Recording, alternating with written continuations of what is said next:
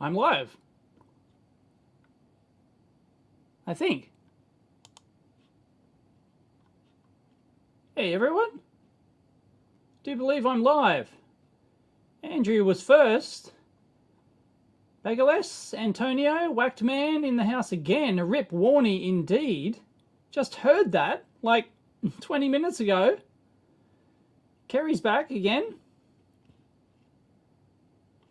Carthor, Chris. What will Dave do today? Oh, nothing.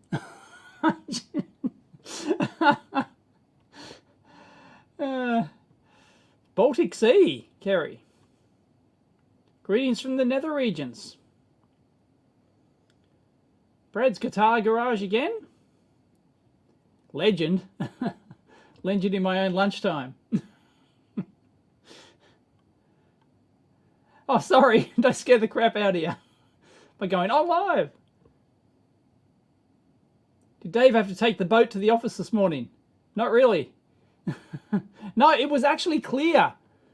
As soon as I got up, the wife was staring at the phone going, look at this. She was showing me the radar map. There was nothing on the radar map. It's the first time in like, I don't know, 2 or 3 weeks we haven't had anything on the 3 weeks or something. We haven't had anything on the radar map. Seems like forever now. I can't remember the last time I rode my bike to work. I cannot remember. It's just, yep. It's crazy. Sweden, not Switzerland. Do people do people seriously mix up Sweden and Switzerland? Maybe. They both start with S, but really? Greetings from Los Angeles. You want to go? People marvel at my dumpster. All you got to do in LA is go down to the local train lines, don't you? In certain locations, and it's Christmas. It's Christmas in Los Angeles. Is it LA? It's pretty sure it's LA, isn't it? Where are all those packages?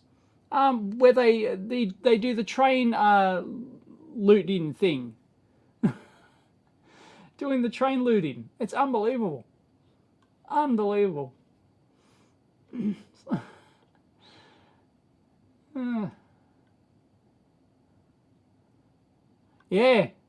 Yeah, for those who don't know, Shane Warne just died.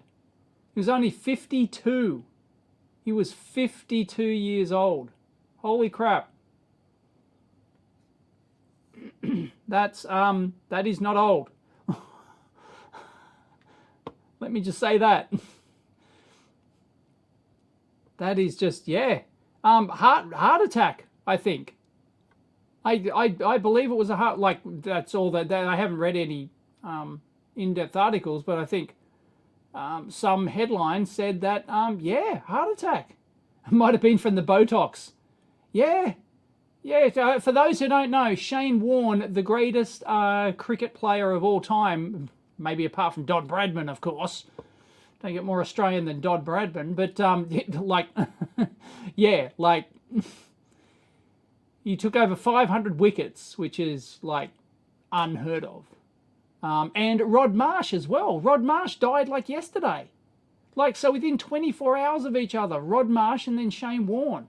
But Rod Marsh was like 70, I think it was 74, 75 or so. He was in his 70s, so, you know, yeah, that gets to the age where you, you know, you start getting the bell curve of statistics, you know. Yeah. What's the average age for a male? I don't think the average age for a male is 80 yet, is it? Is it in Australia? Can anyone confirm? What's the average life expectancy of a male in Australia? Anyone? But then again, I don't know if he drank or not, but yeah, Rod Marsh was from the era of the drinking, yep, the drinking era. David Boone, you know, like, what was it, 52 beers. The Australian legend, the Australian legend has it. Jesus, warm in here. Hang on, I'll tell you an Australian legend.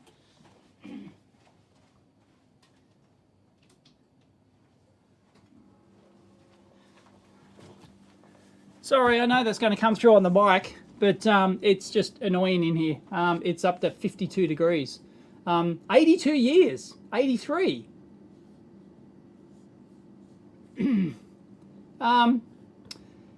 Yeah, you don't know.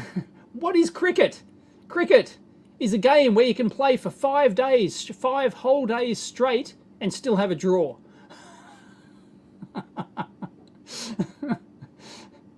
Yeah. 80. There you go. 82.9, 82. Everyone's confirming.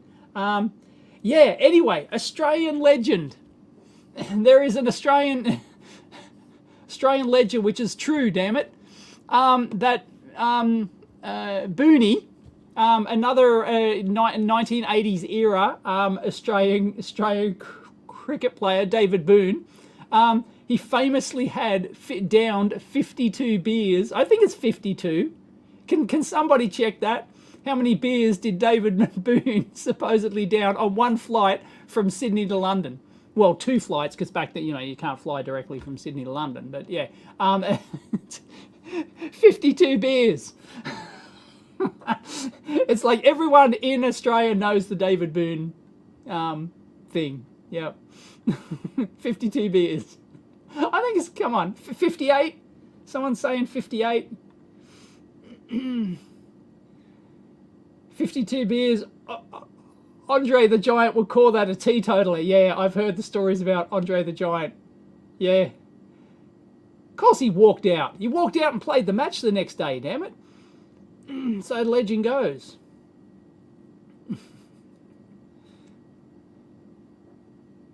Dickie Bird.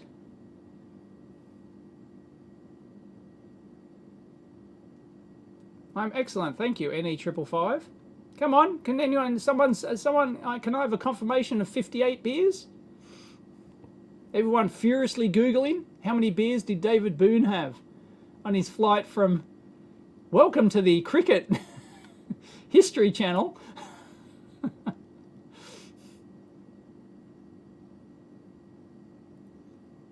Yeah, I can't even drink one.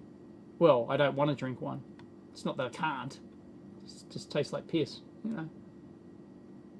Rod Elliott, yeah, okay. Yeah. Number 52? 52 according to Google, so I was right, my memory was right, okay. 52. Anyway, yep, 52 beers.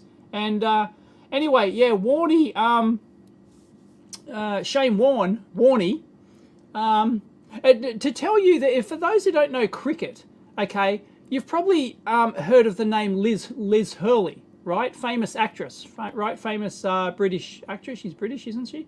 Famous British actress. And he was dating her. Like, famously, Shane Warne had more women than wickets, right? That is another Australian legend, okay? It's another Australian legend. Shane Warne apparently had more women than wickets, and he had over 500 wickets. He was the world's greatest. He was a spin bowler, for those who don't know, but he was a decent bat too. And thank you, Kim, for the super sticker, which apparently is supposed to come with some custom graphic, but it doesn't. It just says super sticker. Aren't you supposed to get some custom graphic or something? How do the bales stay on top of the stumps? Gravity.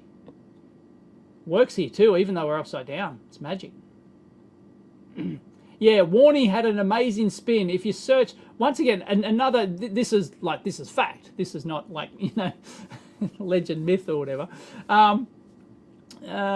This is, yeah, on his Shane Warne's first ball. So you bowl the ball, right? There's six balls per over, and yeah. Anyway, I won't go into the details of cricket for those who don't care. Anyway, his first ever ball in international Test cricket, right? So this is the highest level of cricket, right? You play cricket for your country at the international level, right? It's called Test cricket, and that's the 5 day. That's the 5-day match I was telling you about, right? Test cricket goes for 5 days, or can go for up to 5 days. And his first ever ball in international Test cricket, he bowled the English captain first ball. Like his first ever ball, and he did the flipper. It's called the flipper. And it's a famous action. I don't know if he invented the flipper. Can somebody check me on that? Check me on that again. Did Shea Warne invent the flipper? I don't know. Anyway, he had this special ball. He used it for his first ball ever, and he bowled, which he caught out. He bowled the English captain. I don't think it was for a duck. I don't think it was a first ball duck, but yeah, it was like just bowled it like bam. It was the ball. They call it the ball of the century. They call it. It is the best ball ever bowled, like ever. And it was his first one in international Test cricket, and that just made him an instant legend. Yeah.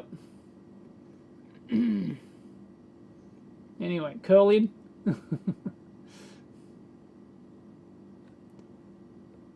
I don't know, Anthony. Dying of sudden heart attacks. I know where you're going. But yeah. But Warne, Warne was a drinker. He was a smoker as well. So he was a prolific smoker. In fact, he did like ads on TV for those patches and stuff like that. But he famously just kept on smoking or something, even though he was doing the ads for the patches or whatever. I don't know if he was smoking now. I don't know. I'm presumed he drank because that was the Australian, culture in the cricket team. Well, every Australian drinks, right? I don't know how heavy. I think he did some sort of drugs at some point. So, he wasn't the world's healthiest, although he's looking pretty good recently. Like at 52, he was looking like he could still play the game. He was still looking good, right?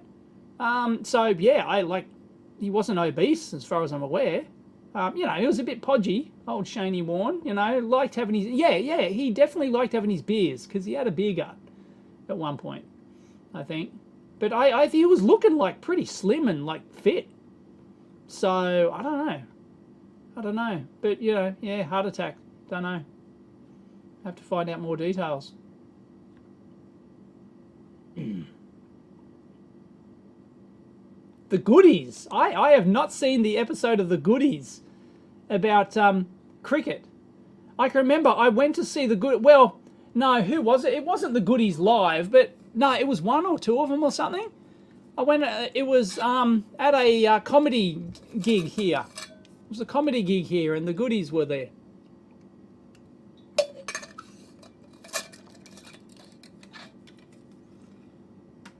Any thoughts on doing a planned obsolescence teardown video? No, I've never thought about it really. I don't know. You couldn't just do a random teardown because I don't think. Well, no, I'm not going to say planned obsolescence isn't a thing, but you would need a good example, right? So I couldn't just tear down a random product and go, here's why it's planned for obsolescence. You'd need a really good example. Can anyone come up with a really good, and I'm not talking about, just phones that get, that aren't repairable or something like that. There'd have to be something else, I think. There'd have to be some other angle.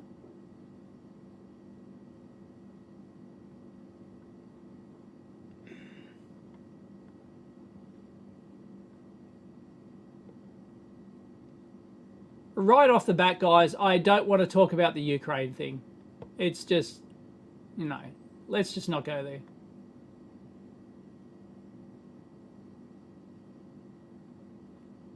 Do I still do mailbag videos? Yes, I do. I did one just recently, and I've actually got another shelf of a whole bunch of, I got one, there's a large one. 1, 2, 3, 4, 5, 6. There's at least 7 there. So yeah, I'll probably do one on Monday. He was really fit, was he? Yeah, he looked really good. He looked really good recently. So I don't know what the hell that's on about, but yeah, he was prone to the Colombian marching powder, was he? Okay, yeah, I think, yeah. Yeah, but that's a shame. Shame Warne. Jesus, that was like just Rod Marsh just yesterday. Rod Marsh. He was, yeah, it was, it wasn't that old. He was still in the game. Like, he was still involved in the game, doing stuff, I think. Rod Marsh. Oh, really? It was found in a Thailand hotel. Could be a lot of things. Okay, right. Well, yeah, the plot thickens. Okay. Yes, he cleaned up a lot when he was with Liz Hurley. Yep. Liz Hurley, of course, famous for having the best boobs in the business. Not my opinion. That was what she was. She was famous for having the best boobs in Hollywood or something. Liz Hurley, yeah. So yeah, she was dating Shane Warne very famously. And yes, I do believe she made him clean up a lot of his shit. Greetings from the Czech Republic.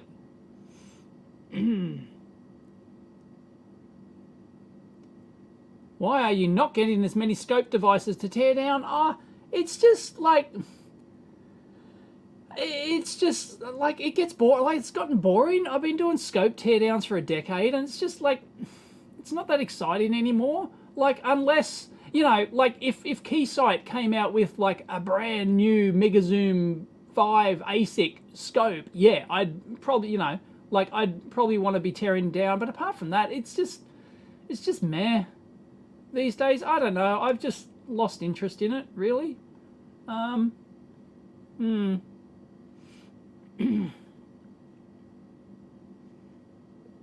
Anthony, you've seen how Pfizer is trending at the moment on Twitter of all places.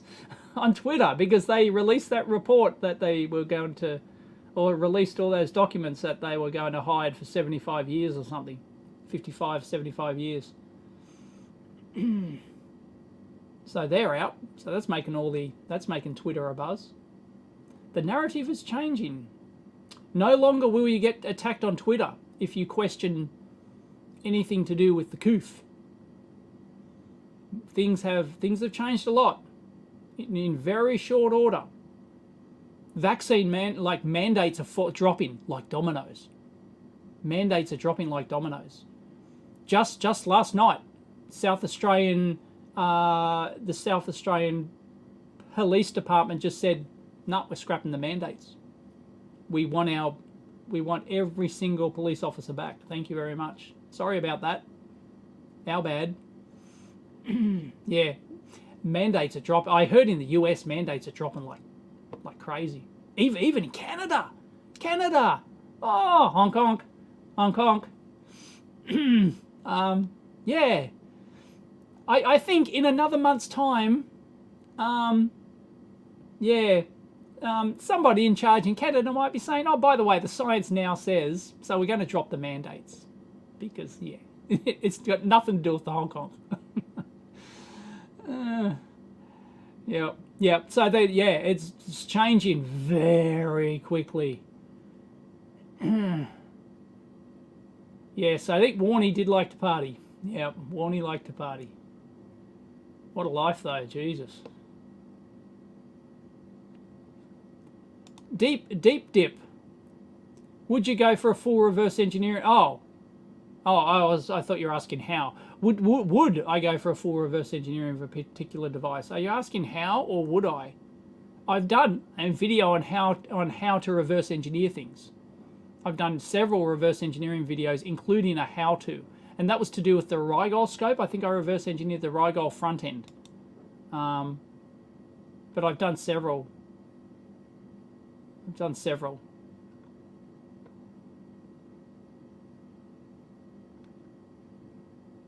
Sean, you had your doctor drop dead of a heart attack at 28, fit and everything. Yeah. Don't trust a doctor who's overweight, but if you got, a fit, yeah.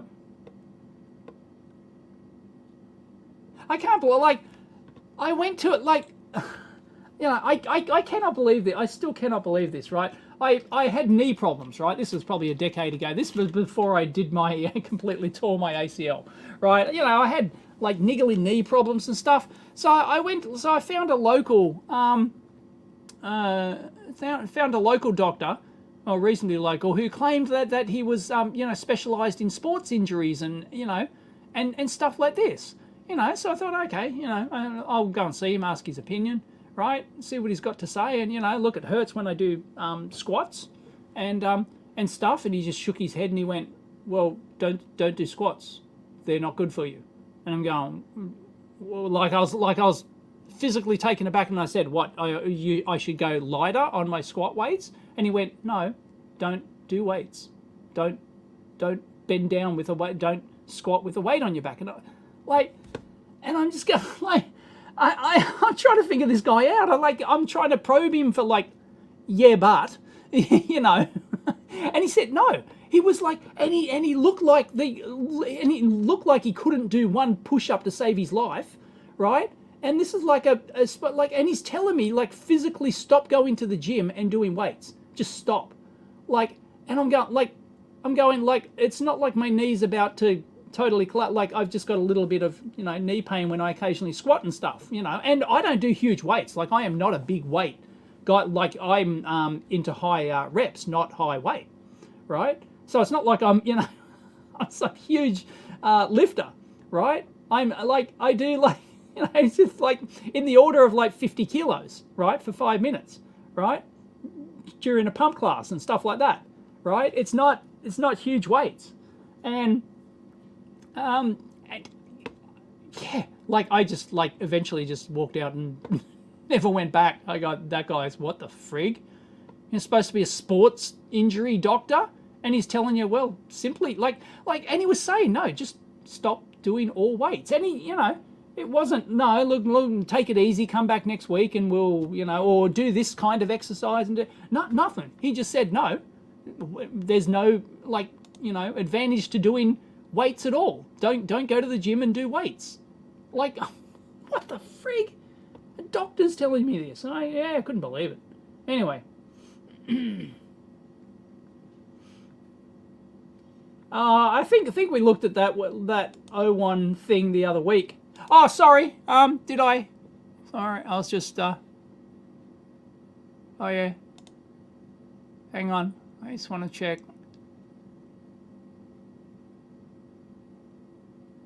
I joined first, and the word I hear is Beebs. What? This is on Odyssey. Hi to all my viewers on Odyssey. There's 4 viewers over there, which is better than Facebook, actually.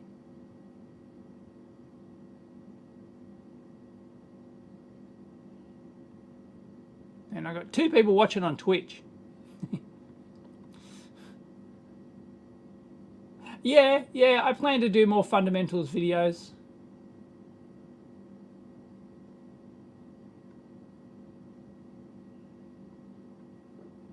How's the weather down here? It's shit. It's been raining for 3 weeks or something. Floods everywhere. It's just nuts. I was not supposed to be here today.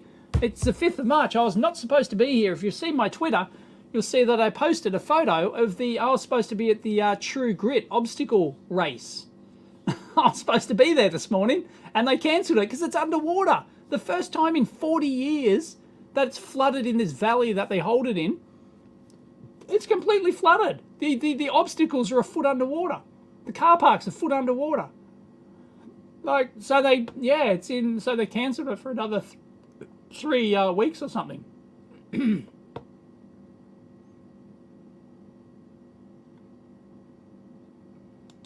I've actually done a few of those. I've done a few cheap devices and stuff, but the whole channel could turn into that, and I got not made any major interest in.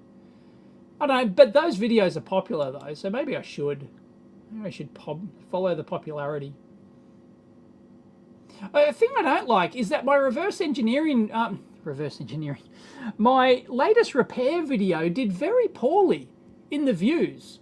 And according to my last survey, repair is the #1 thing people want to see. I put up a good repair video, an interesting repair video, and it did crap. It was absolute, it was one of my worst performing videos in quite some time. So, I don't know. And then I just release a 1 hour waffling video of, you know, searching for parts and stuff, and that's doing better. That's getting more views. I don't get it. Sorry to hear that, Chip Guy. Germany. Ugh. Well, protest that shit. You're allowed to protest in Canada now, if you protest the right thing. I believe the Canadian I believe the Canadian Deputy Prime Minister's out there marching with them. Funny that.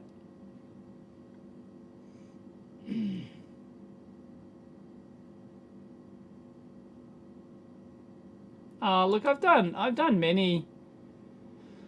Like, they do the job. Like, you can't test the limits, so in quote marks, so to speak. I mean, they meet their specs, and it's the smaller things. It's the small, you know, like, it's just the bugs and the, you know, the actual. Well, you can test, like, you know, I've done that before. Like, I've tested a really cheap Handtech scope, I think it was, or a Techway brand or something, and it had overshoot like crazy. Its pulse response was awful. It's awful. Oh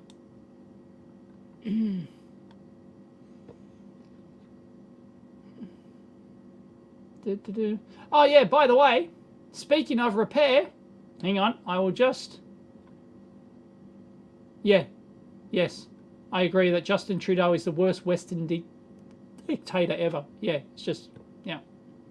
I don't know how he's currently surviving in office. I don't know why someone hasn't booted him out.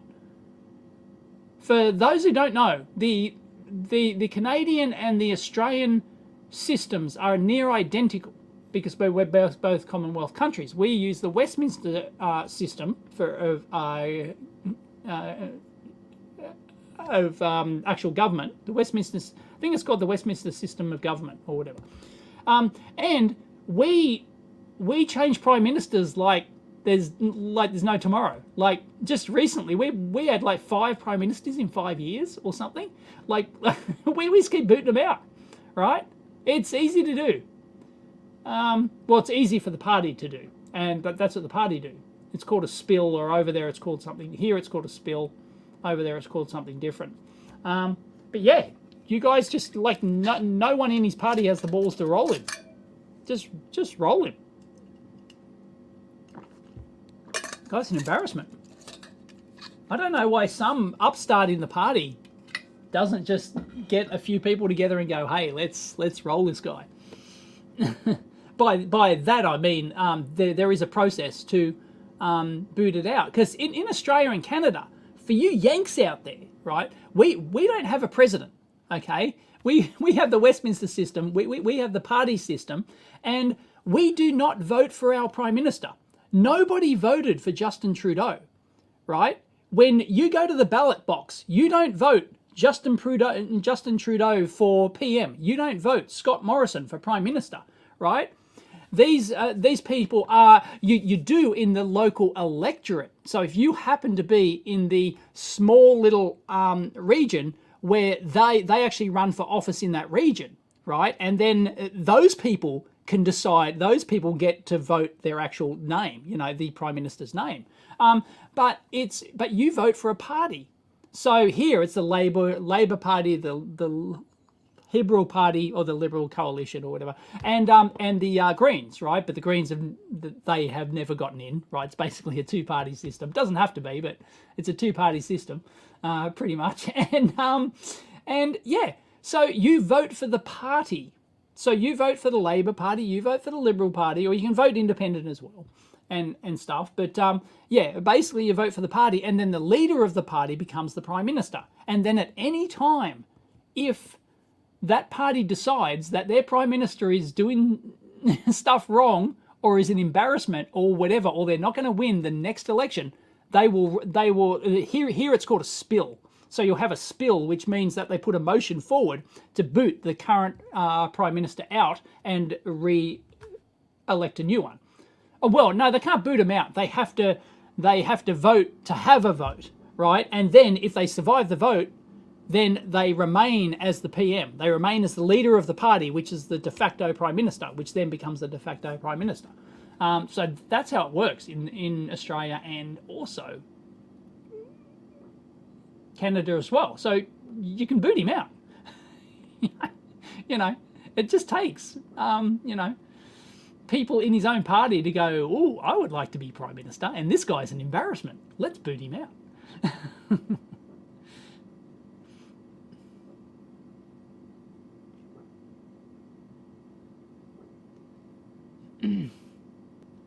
Doctors reckon 9 out of 10 doctors recommend Camel cigarettes.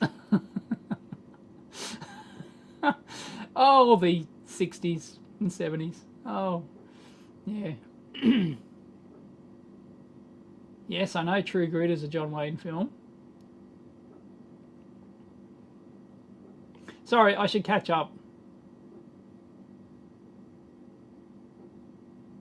Thank you, Phil. You really enjoyed the repair video.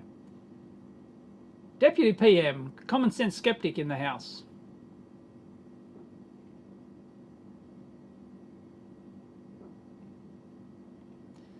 So yeah, we can, yeah, you can boot them out. So just put pressure. If you want to know, if I want to know about Canadian politics, let us know. Yeah, common sense skeptic. You're in Canada, aren't you? I think. Yep, it's just water. Yep, it's just water. Trust me. Anyway, speaking of repair. Hang on. Trudeau has a minority government, does he? So he's even more on the verge, is he? But yeah, anyway, you guys, I think the last time you guys in Canada like spilled a prime minister was like, I don't know, 30, 40 years ago or something. Whereas here, it didn't happen for a long time, and then all of a sudden, 5 years in a row, like I think there was physically at one point, right? It made the front page of the national newspaper. We've had more than, it averaged more than one prime minister every year. On average, at one point. I think there was one point in time, the current one, Scotty from marketing, Scott Morrison, our current prime minister, he's been in for like an amazing like 3.5, 4 years now, which is incredible. Because just before that, it was like it was a national sport here, booting out the prime minister and putting in another one, seeing if they'll survive the spill vote, and like, wow, going through them like lollies. It was, it was just. Don't forget, the Westminster system comes from, and we still have Boris. Ah, well, you know, is there anyone better?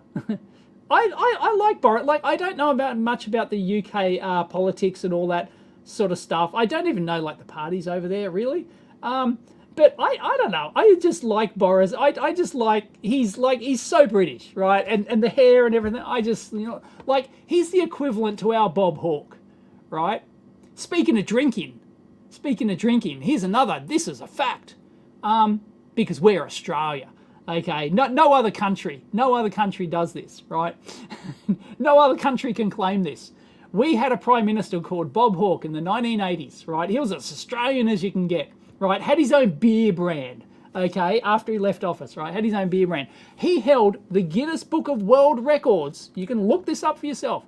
Our prime minister held the Guinness Book of World Records for sculling the yard glass of beer, which is like a gigantic. Is it a thing in England or something? Anyway, yeah, and he was a Rhodes scholar too. So yeah, we had a prime minister who held the Guinness Book of World Records for sculling beer. No joke. Fact. Look it up for yourself. Bob Hawke, yard glass. What was it? 3 seconds or something for sculling? 8 seconds or something sculling the yard glass. I don't know. Someone give me a check on that, please. How quickly did Bob Hawke scull the yard glass? What was the Guinness World Record?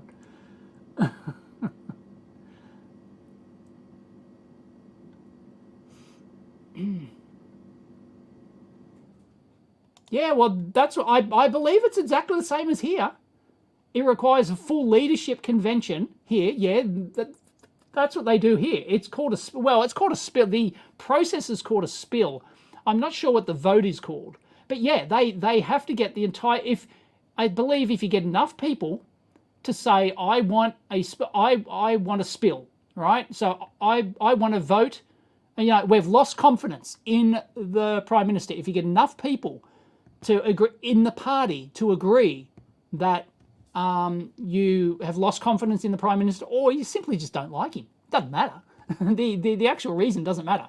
If you get enough people voting that, then it goes to an official vote. They go into the party room, everyone vote. Doors are locked. They vote among themselves. And the whip or somebody is the one who tallies the votes or whatever. And if the current leader of the party has the most number of votes, they stay as the leader of the party, and therefore the Prime Minister, if they don't survive, if somebody else gets more votes, they instantly become the leader of the party and hence the Prime Minister.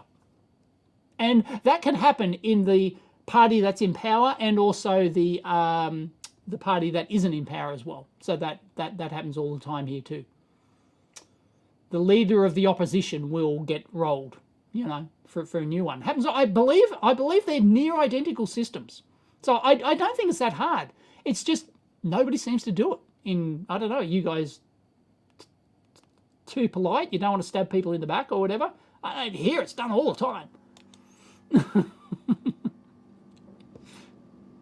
It'll actually trend on Twitter. Libspill will trend on Twitter like every month.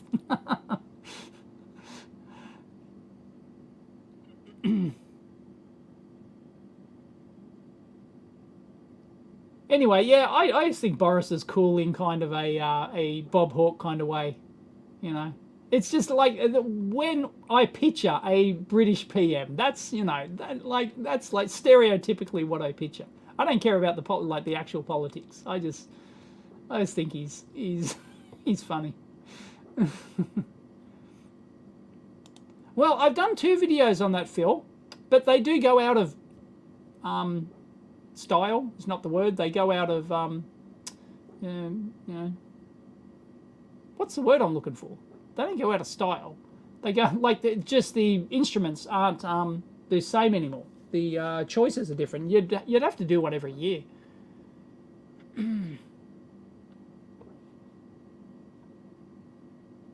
I always thought Sir Les Patterson was the Oz PM. There's another Australian legend. We're on Australian Legends show today. I still haven't gotten around to talking about this. I should do that now. I should catch up. Yeah, it's pretty unusual in Canada to boot the Prime Minister of a sitting government. Yeah, it was unusual here for quite some time, and then all of a sudden they decided, "Ooh, we can do this," and then it just happened all the time. Yeah, but I believe you guys can do it the same way. Yep. Yes, that happened. Are you talking about here, David? Because that happened here. It's called The Dismissal. Not really a movie recommend. Well, it's not really a movie. It's a mini-series. It turned into a mini-series here. The Australian Governor-General sacked the Australian Prime Minister. May we say God save the Queen, because nothing will save the Governor-General, is a famous line here in Australia. And, yeah. So, yeah, yes. The Governor-General has the power to sack a Prime Minister. Just, boom. Yep. Yep, same for all old Commonwealth countries. Yes, because most of them use the Westminster system, I believe. Yeah, you do not directly elect the head of a country. We do not elect our Prime Minister. Our Prime Minister is there because they're the head of the party. And the party can decide at any time they want to change them.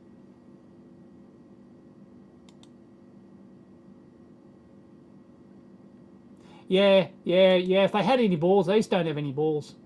Like the Governor Generals, in fact, the state Governor Generals can also the state governor generals can overrule, can sack a premier of the state as well. So if they introduce vaccine mandates and other lockdowns and shit, the state governor general can step in and go, you either get rid of those mandates or I'm booting you from office. They have the power to do that. But here, the state governor general does nothing. You never hear about them. They earn $500,000 a year here for a state governor general, for a state governor, and they just do. Unlike in the US, the governors in the US have, like, state governors wield huge power, and they're in the news every day. They make all the decisions. Here, they just sit back and collect their big fat $500,000 paycheck, and they do nothing, and they don't have the balls to step in when the government's out of line. What is skull in the yard glass? I'm sure you could Google image search skull in the yard. It means a yard glass. It's a yard long, right? So like it's a meter long or whatever. And I don't know, I've never seen, but you hold it, so you pour beer in and you skull it. And apparently it's a set volume. There is a standard volume for it or something. And yeah, you fill it full of beer. Yeah, chugging, yes. In the States, it'd be known as chugging. So our Prime Minister, Bob Hawke, held the Guinness Book of World Records for chugging beer. A yard of ale. Yeah, a yard of ale. Yes, I do believe there's a standard glass. If you want to go for the record, you have to use like a standard vetted glass or something. Yeah, Hawkey, our most Australian Prime Minister ever. He's equivalent to, just, if you think of Boris Johnson, you think of, crazy, eccentric British, yeah. Do I think Odyssey will be any good? Odyssey is already very good. I've got 66,000 followers over on Odyssey. Hi to all my Odyssey people watching. Thank you, for the 5 library credits. Electron Wrangler. I can't show it because it won't auto pop up here, but just gave me 5 library credits. Thank you very much. Finally caught me on a live stream. That's a beer chug for you Yanks. A bit of alcohol sounds tasty. Corona beer. People who voted for Boris are conservative. But they got a liberal. A bit like, yeah, I see. I don't even know which party's what in the UK. I totally forget. I just don't follow it.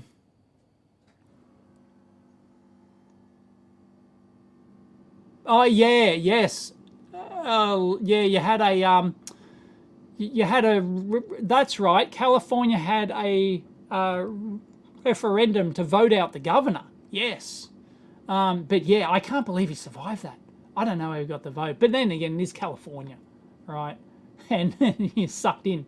Sorry, sucked into everyone in California. You get what you voted for, right?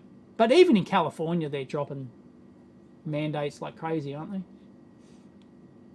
It's a no confidence motion. It doesn't have to be.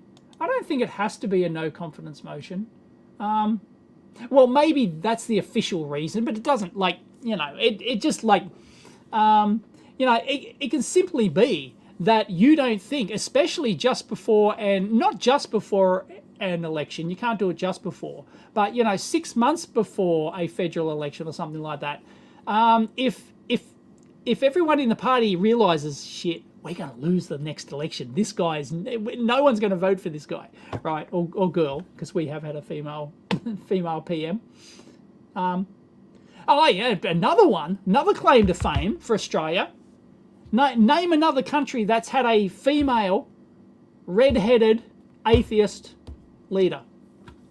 Name another one. Single, too. Unmarried. Name another one. Name another one. Yeah.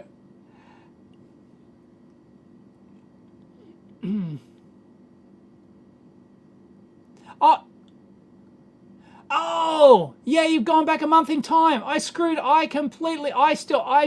titled this one February. Oh, 5th of March. 5th of March. Oh my goodness. Yeah, okay, that's embarrassing. Yeah. What was that about? Menzies? Oh no, memorialise.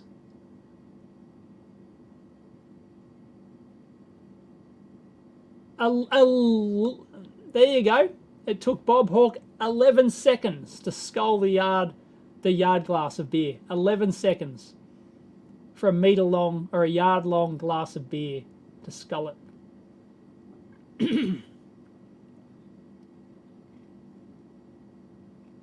Yeah.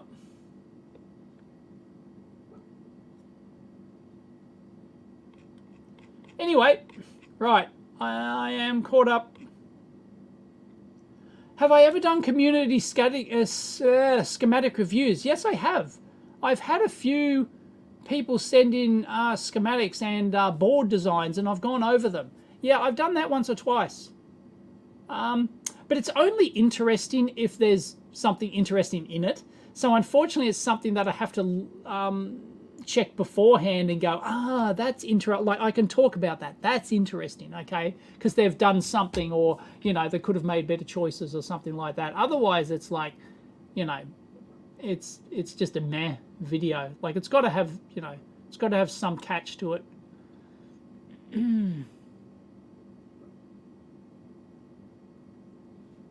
I'm 30 minutes behind. Yeah. All right, I'm now officially caught up.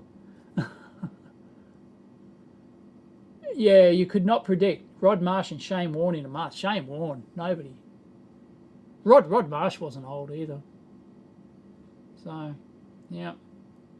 Anyway, look, we got one.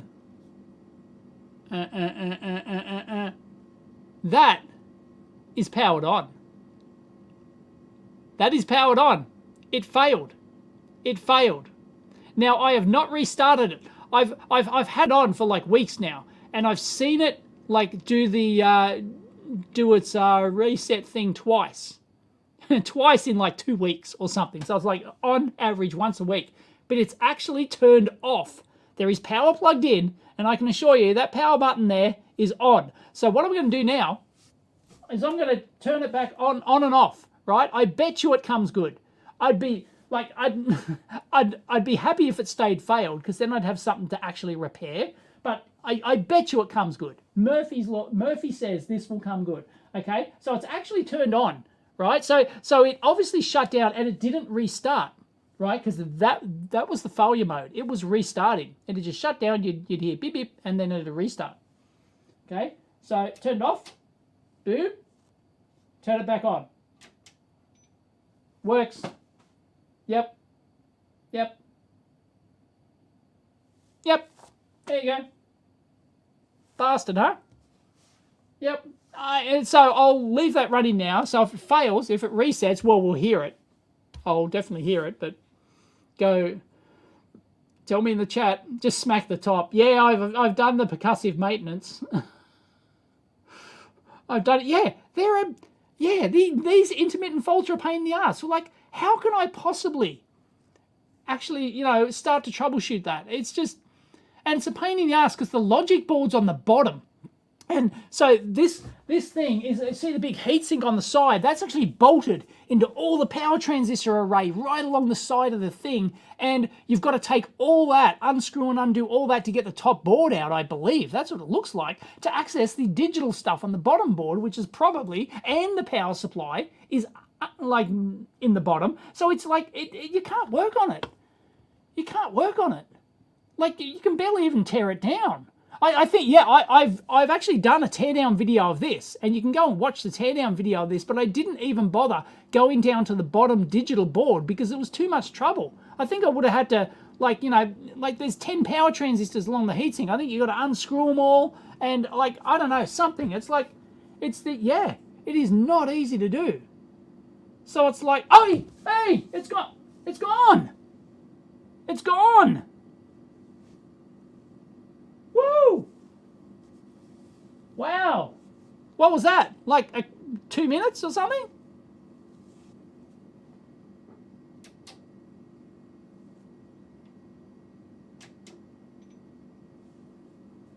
Okay. Let's see if it does it again. Wow. Wow. Okay, we might be onto something. In that case, like, I don't know.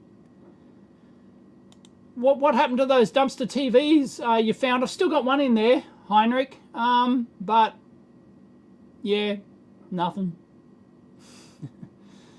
The 4K one, I gave that away.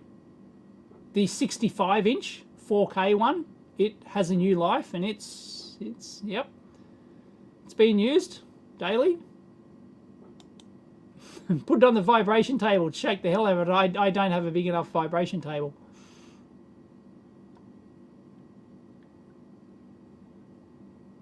Yeah, they're horrible to service.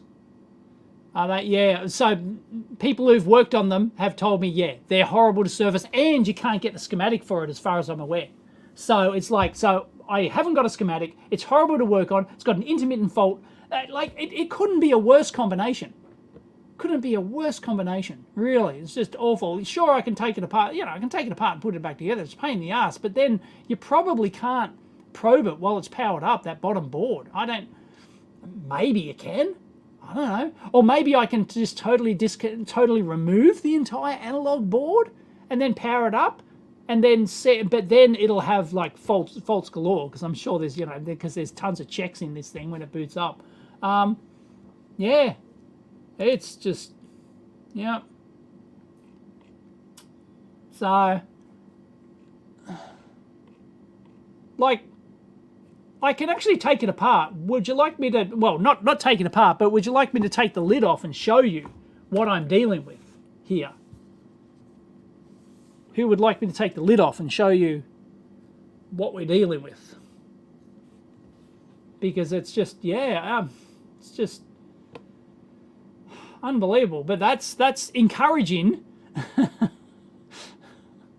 No, says Whackman. Sure, yes. What? No, that is not normal. That is not normal, Das. Oh, did I miss your super chat, Das? Did I? I donated €2 and it cost me 5. And with €5 it cost me €10. What? I don't understand. No, that's not normal. What I believe what normally happens is you do a super chat for, say it's a super chat for $1, and then then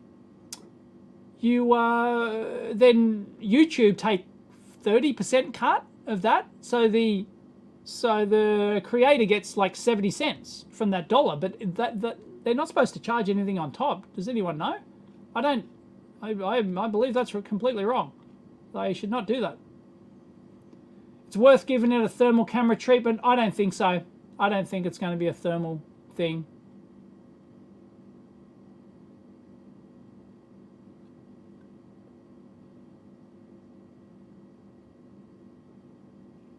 Off with the lid. Off with its head. You want to see that shmoo naked? You just want some shmoo porn, don't you? What's this live occasion for? I used to do it every week. Just shooting the shit. It's got to be a dead cap. I don't know. Because who was it? Oh God, I forget.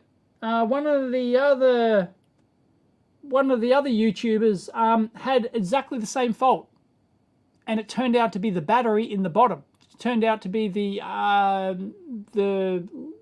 cell that backs up the lithium. You know, backs up the digitally stuff, I guess. But I think it's got an E² prime in it, doesn't it? But anyway, yeah, so that might be through the real-time clock or something. And it had a reset line, but I checked that, and it's fine. So it's not that.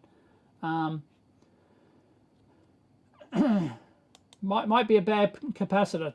Take the lid off. You check your credit card, and it was literally double.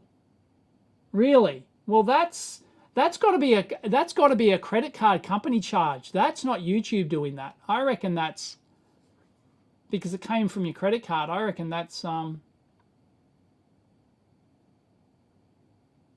yeah. Yeah, those Keithley's are jam packed. Yep. Yeah.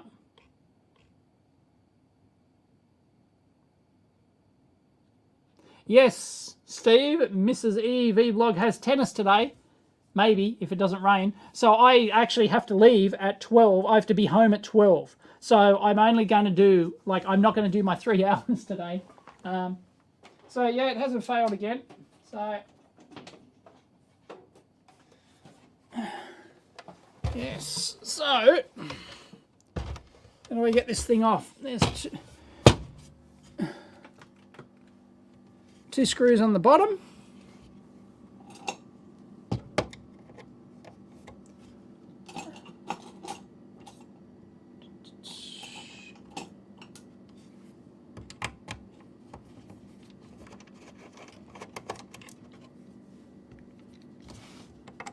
Okay, let's open this sucker up.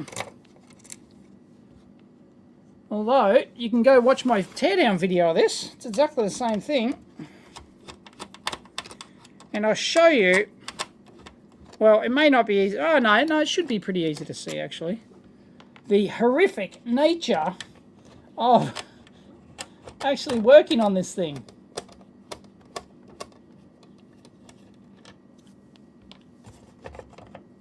So we've got the back bit. Here we go.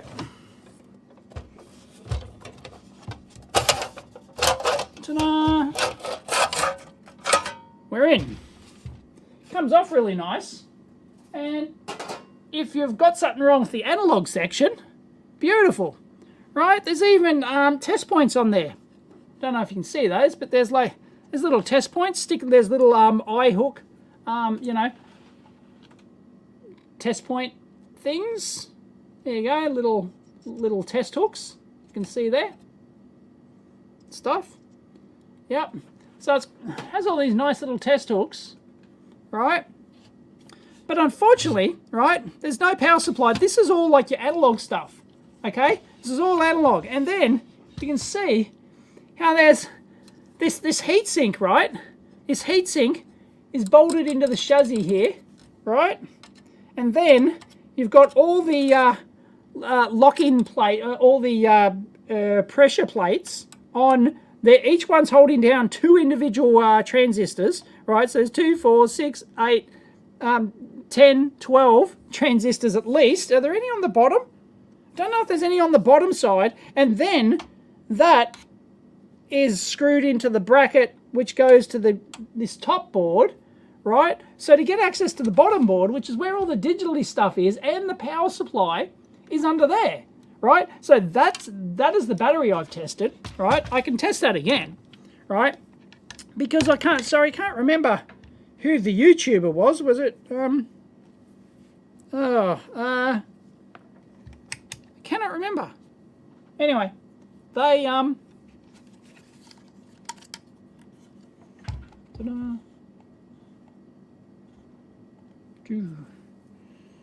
They had apparently the same fault, and it turned out to be this backup battery. But I've measured. Oh, I've got it in the right. Yeah, don't want to short it out. Yeah, I've got it in the right jacks, and there you go, 3.2 volts, and it slightly climbs up. If I actually left it there, you'll see that slightly climb up, probably. Although it's gone down now. But, yeah, which indicates that, you know, like there's... no, there should be a load... No. It's... anyway, right, it's good, right? So it's not that. Because apparently the real-time clock chip in there that this thing was powering had a reset output. Had a reset output that presumably could go to the micro and then reset the micro. So he found that fixed it on his, but there's nothing wrong with my battery. So it's not that on mine. So yeah, I've got to take out, right? It's probably not, you know, it's probably not too hard to get it all out. But you know, I've got to disconnect everything. I've got to get all the heatsink out, all these transistor plates off, I think. Or maybe, maybe the heatsink stays intact to the top board if I get the top board off or something. But yeah, but anyway, all that's got to come out, all right? All that's got to come out before I can even access the power supply and the digital part, right? So that's like, yeah. Thank goodness the Keithley 2001 is much easier to work on, says Ian Scott Johnson. Yeah. You just try to do a super chat. It asks you to confirm 2 equal payments. Yeah, I cancel. Yeah, nah, screw that. Nah, screw that. It's mounted upside down because it's an Australian model. Yeah. Yeah, it looks like it might come out with the heatsink on. No, it won't slide out. It might lift out. It might lift out, but it's not going to slide out. So, like, okay, there's only a single screw. Ah, no, you can see. Look, you can see. Aha. See the screws down the bottom? They would be for power transistors, just like on the top, or voltage regulators, more likely, on the bottom board. So this heatsink joins the bottom board. So I think, yeah, like I can't just, like I was hoping that, you know, maybe I could lift the whole board out with the heatsink attached and all the transistors as well, right? But I don't think you can. I don't think you can.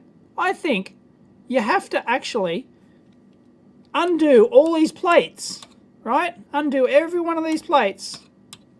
That's why you can get in there. They've put those capacitors apart so you can get in there and get that access that screw. I think I have to undo all the transistors. And then this top board and all the screws on here, and then this top board will be able to lift out. Yeah. It's just evil.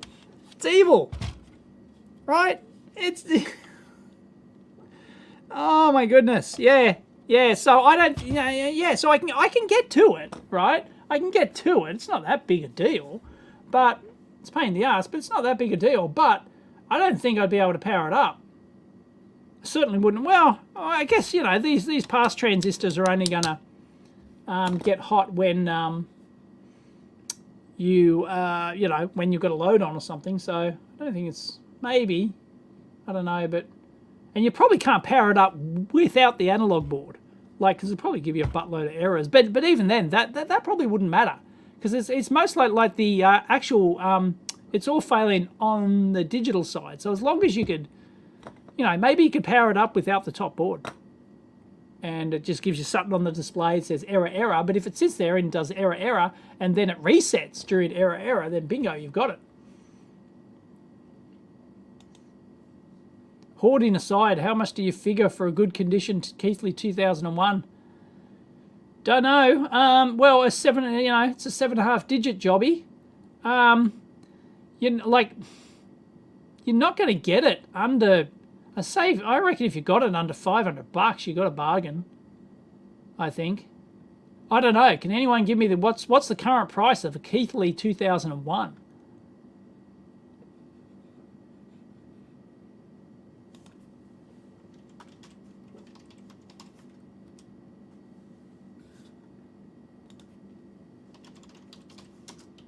But I think they'd normally go for about $800 or something. Yankee bucks, that is. At least, actually, probably, because I think they have a pretty good following. Keithley 2001, 1,500 Aussie bucks. Yeah, so I wasn't that far off. 3,000 Aussie bucks, the cheapest one. Nah, 1,300 Aussie bucks. There's 2 people watching. Free shipping, blah blah.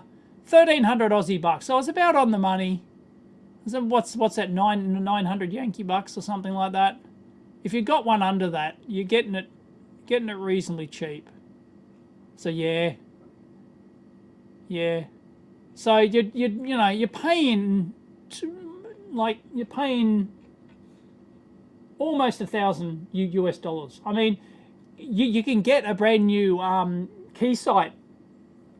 No, you can get the 6.5 digit for that. You can't get the 7.5 digit. So yeah.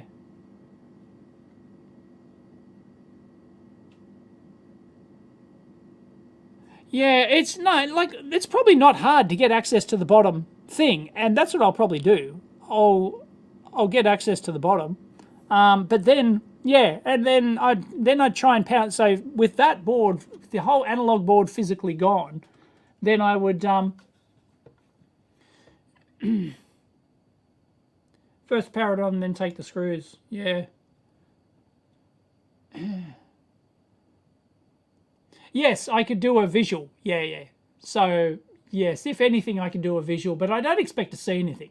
I honestly, does anyone expect me to like find like a cap visually or something like that? It's not going to be that. Yeah, it's been over $1,000 for a long time on eBay. Yeah, yeah. What is the VREF in this one or the Keithley? I can't remember what the VREF is in here. LM199 or something. I think it's an LM399 or something. Can't actually remember.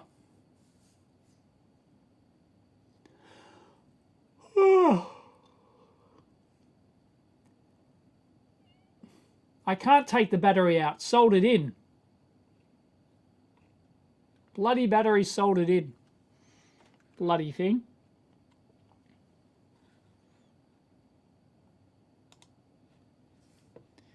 Yep.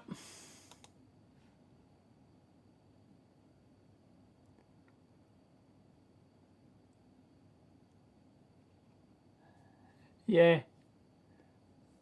It's the reason you didn't go for a career as a repair tech. I used to be a repair tech. That was my first job. My first job was a repair tech at Pacific Communications. PACOM.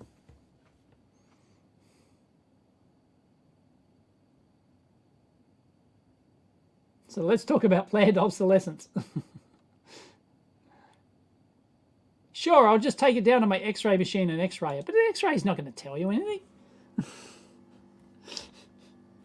It's just for shits and giggles. Getting an X-ray on this would tell you precisely nothing.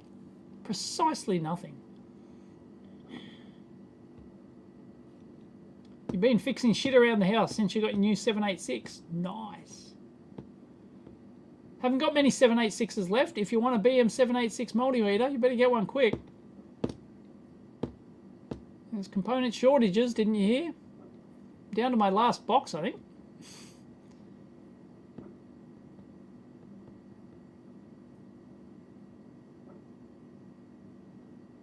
Yes, the slow-mo guy's new video blowing up caps. Yep, I tweeted that. And we talked about it on the amp hour as well. Use the AVE hammer. Use the Widlerizer.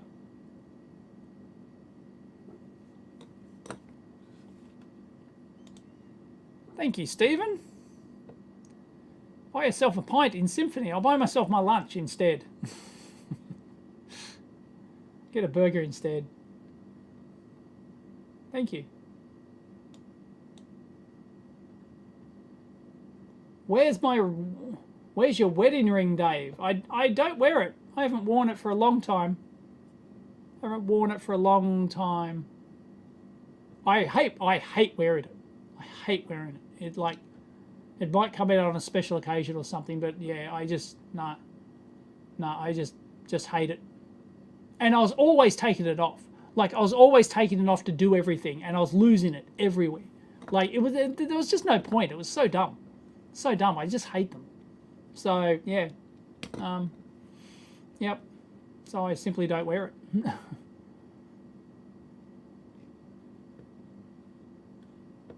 Of course, it's to secretly attract all the single chickies, you know.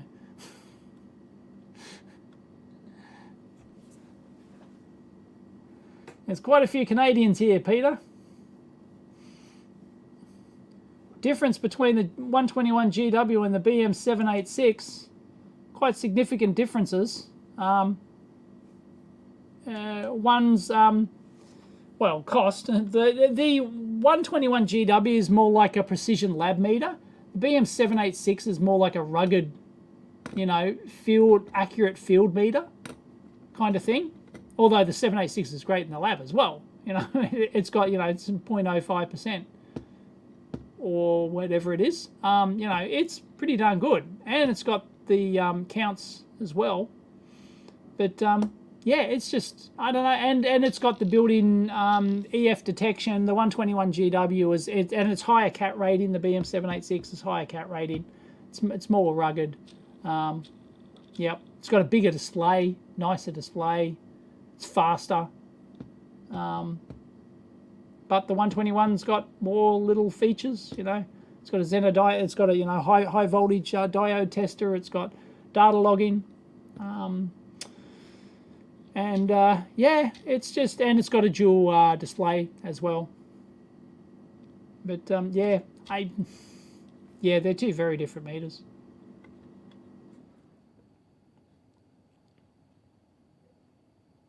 Yes, the 121 GW has data logging. Yes, it does.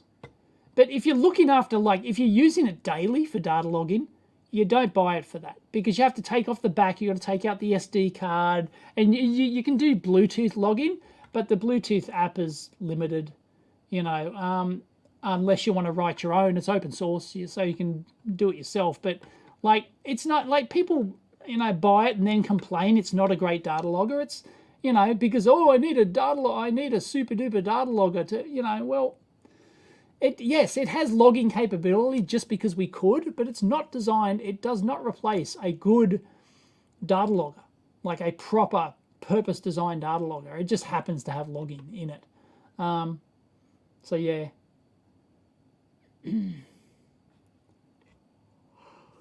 Yeah, so yeah, this thing's a bastard. This thing's a real bastard. I actually don't want to take it apart now, because I need to use it. I need to use it. I'm back on doing things with the microcurrent, and I need this. I actually need it. It's the first time it failed is when I was actually using it.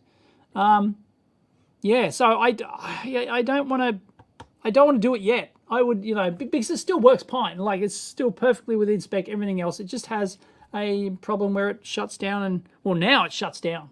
It shuts down occasionally, but when it's working, it's working fine, and it's within spec. So, yeah, so I don't want to do it at the moment. Maybe in a couple of weeks when I'm finished. Am I restocking the microcurrent? I've got a bunch of old microcurrents, and I'm testing them. So I might sell like factory seconds. Factory second. I uncovered a whole box of. I've got like 100 of them or something. So I want to test them.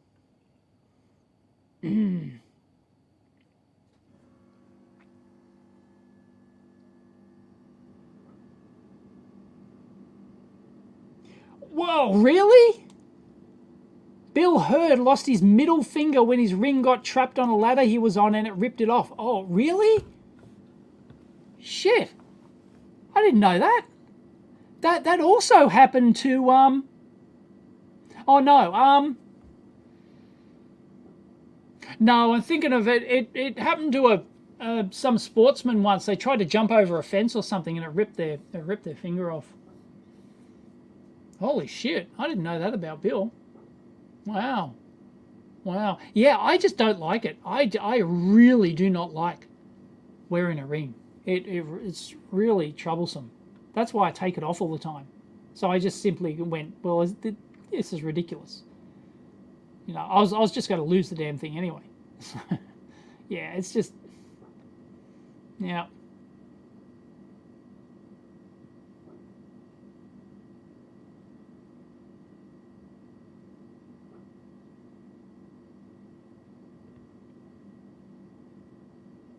Yes, I meant March. I don't know why I put February in the...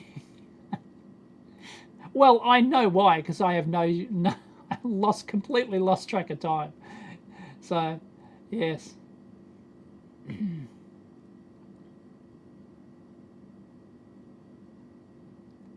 What type of electric generator do I suggest you buy? You're in Italy. Well, I don't know. How's the solar in Italy? How's the solar and battery backup? If you can get solar and battery, so you're completely self-sufficient. I wouldn't rely, but as a backup, you got to have like a diesel or petrol genset, I guess. But then you got to burn through the fuel. Probably the best thing. I don't know. And I don't know how solar in Italy. I can't remember when I was in Italy. Is the solar is? you know, if you don't get much solar there, then, well, solar's not going to help you. But yeah, don't know. I mean, the only choices technically are solar, wind, and genset, right? Aren't they your only 3 backup options for power at home? If your power gets cut, I don't think there's any other option, is there? Unless you live next to a stream and you can get hydro or something. I don't know, if you live next to a waterfall, you can get hydro. Yeah. That would be really cool. I would like to live on a property that had a waterfall. I would totally set up like a hydro system. I'd totally do it. That'd be awesome.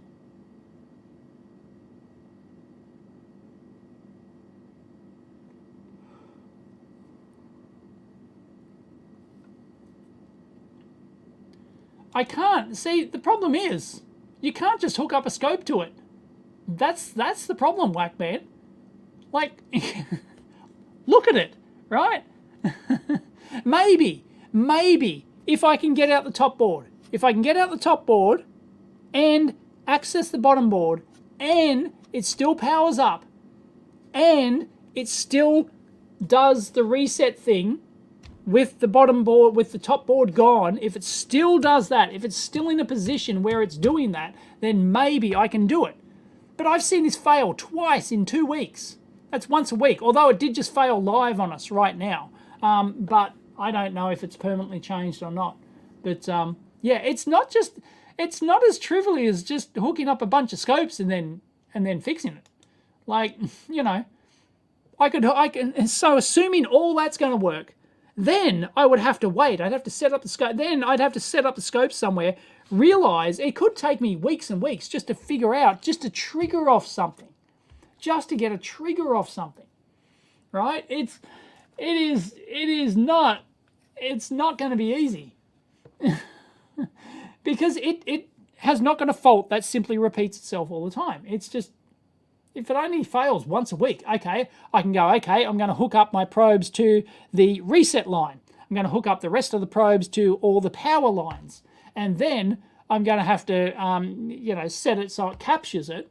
But what am I triggering off? Am I triggering off the reset line? I might leave it there for a week. And then my reset line guess was wrong. It wasn't the reset line. It never triggered, right? The scope to actually capture it. And it's like, yeah, you could spend weeks just setting up a scope just to get the capture, just to even start investigating. That's how, yeah. So if this thing fails on average once a week, I don't know what you can do.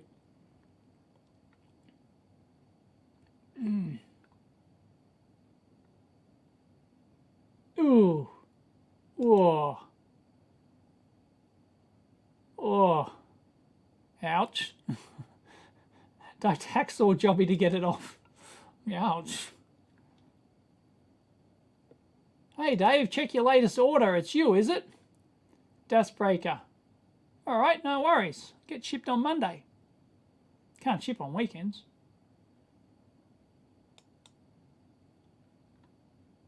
Hello from Portugal.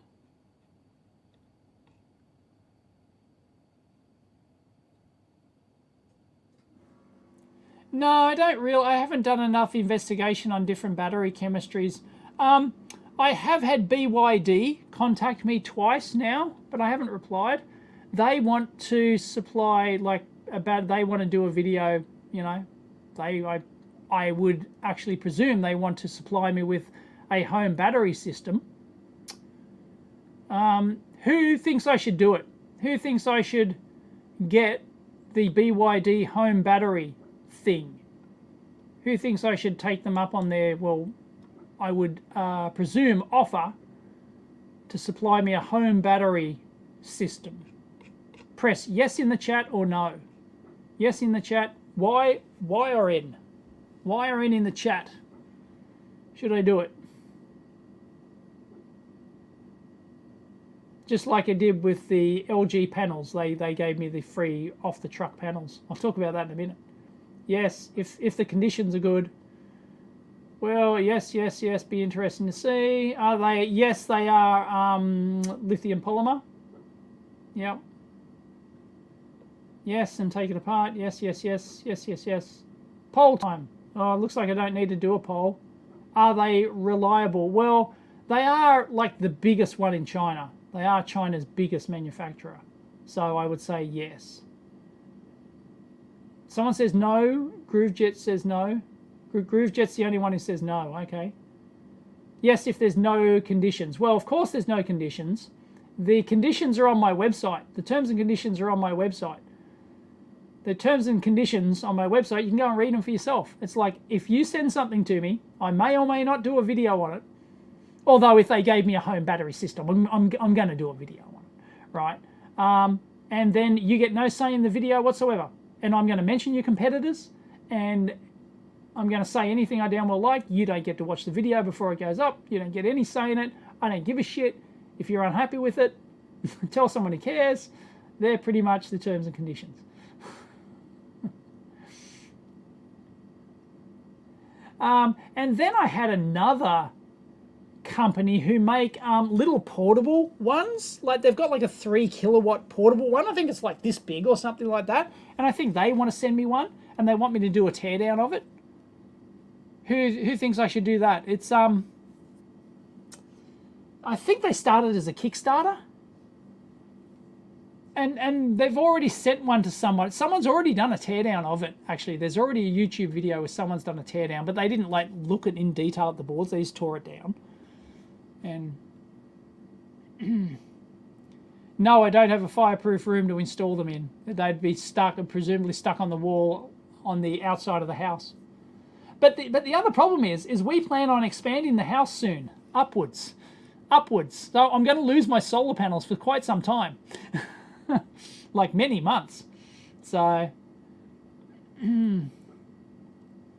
yeah, speaking of guarantees, LG, for those who didn't know, LG stopped making solar panels. They just shut down their entire solar panel business. Gone. Poof. Overnight. See ya. So much for your 25-year warranty. Although they did claim that we have bought up, or they have stockpiled a whole bunch of panels for like claims and stuff like that, for the warranty claims. But good luck in 10 years' time if your LG panel fails. Good luck trying to go back to LG and saying, could I please have I've got a 25-year warranty. Please give me a new panel. Yeah, they're completely out of business. Gone.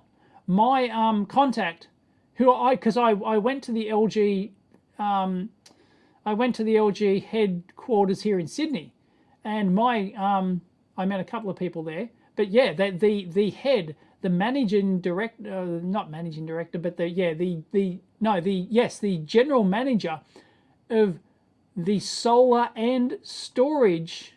I think solar and storage. He's gone. He's gone. His emails bounced.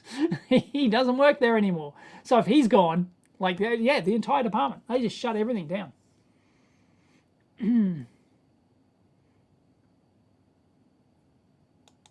If you send me an email, I can tell you which company I got the micro supply thing from. But I won't do it publicly because I don't want them being flooded with people who want a custom LCD for $80 or something.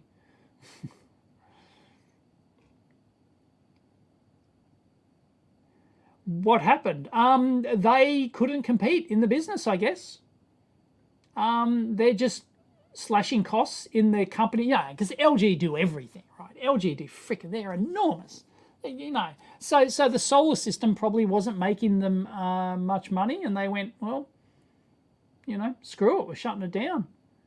Yeah, I guess they couldn't compete with the Chinese ones. I don't know, but yeah, yep, you've got 36 LG Neons. Yeah, well, the good thing about that, Jody, is that they'll probably last the 25 years, right? They will probably last the warranty lifetime. I wouldn't be concerned. So yeah. But yeah, so there you go. LG just shut down. Yep. Company, is that the headline, is it? Company struggles to keep up with low prices of Chinese rivals. Yeah, there wasn't enough margin in it, I guess. Yeah, they shut it down. Bam, gone. no, well, we started, we're winding down. It was just boom. Yeah. Yep, they're Gonski. That was amazing. That was stunning news. Couldn't believe it. Wow. Because they were like a top tier maker. They were like pioneering, like the highest efficiency panels, and they were pioneering construction, you know, the highest quality construction techniques and the longest warranties and everything, right? They were the ones who were pushing the industry to make everyone go better. Yeah. When will solar panels become efficient? Unfortunately, there is a physics limit. Can I beat the laws of physics, Captain? I think it's... Can somebody check me on this? Can somebody give me a fact check, please? I think it's 43%. You cannot get better than a 43% efficient solar panel. I think it's physically impossible by the laws of physics, Captain. And what are we at the moment? 22% with the production panels. I think we've hit 30% in like R&D stuff. But I don't think, you know, I don't think even the ones you buy on the street are, have they hit 25 yet? Don't even think so.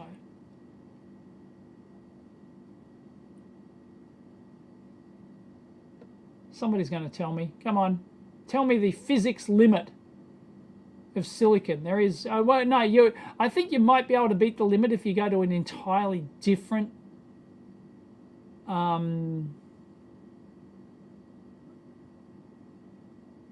element or something. The most domestic ones are saying 24%. Yeah, I think that's where it's hovering at the moment. I believe they have gotten over 30%, but that's just in the lab. It doesn't count for shit.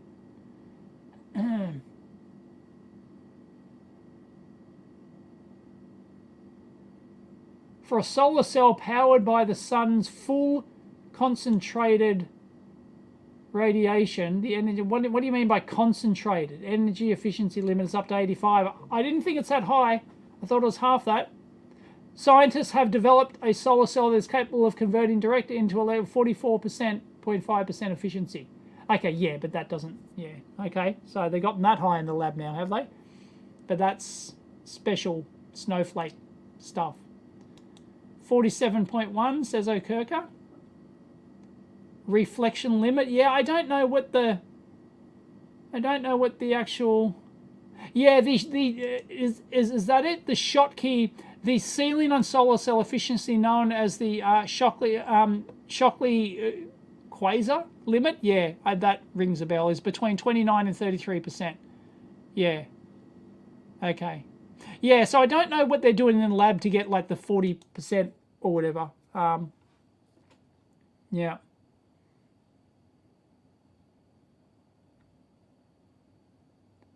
Oh, okay. Right.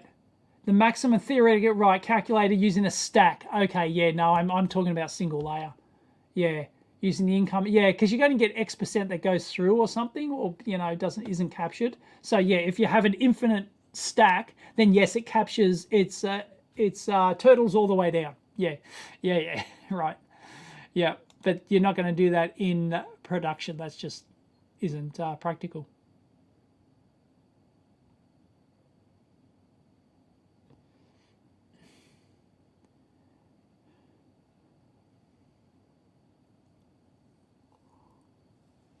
They are around still, Heath.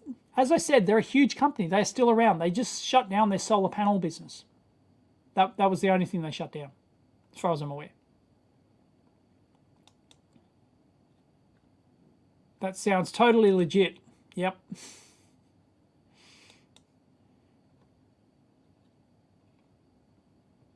$33.7, yeah.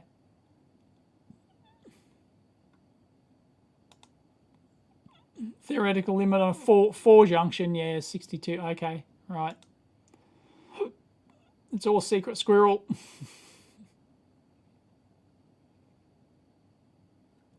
I agree. 20% is just better than just hitting your roof and heating up your home. Which is not bad in winter, but, you know.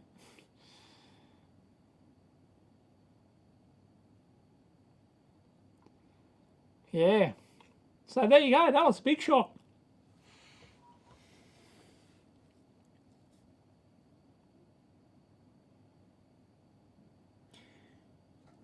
Electron Wrangler on Odyssey says a lot of pro solar wind people can't seem to get it through their heads that there's a limit to battery tech too. Yet they keep insisting the battery tech that will make grid scale solar wind viable is just around the corner. Yeah, it's always just around the corner, isn't it? Yeah, grid scale storage is useful, but it's not it's not a mainstream solution. It's not even close. Do I have any news about right to repair laws? I have no idea. Follow Lewis Rossman. He's the man. I got no idea. I don't follow it. The only time I get news on is to actually watch his videos. Yeah, batteries aren't a solution. Cold fusion is only 10 years away. Yay!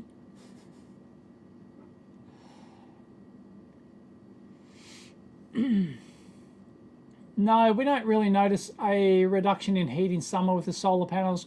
I really couldn't tell you. We don't have that many. Like, it covers such a small percentage of the roof that it doesn't make any difference.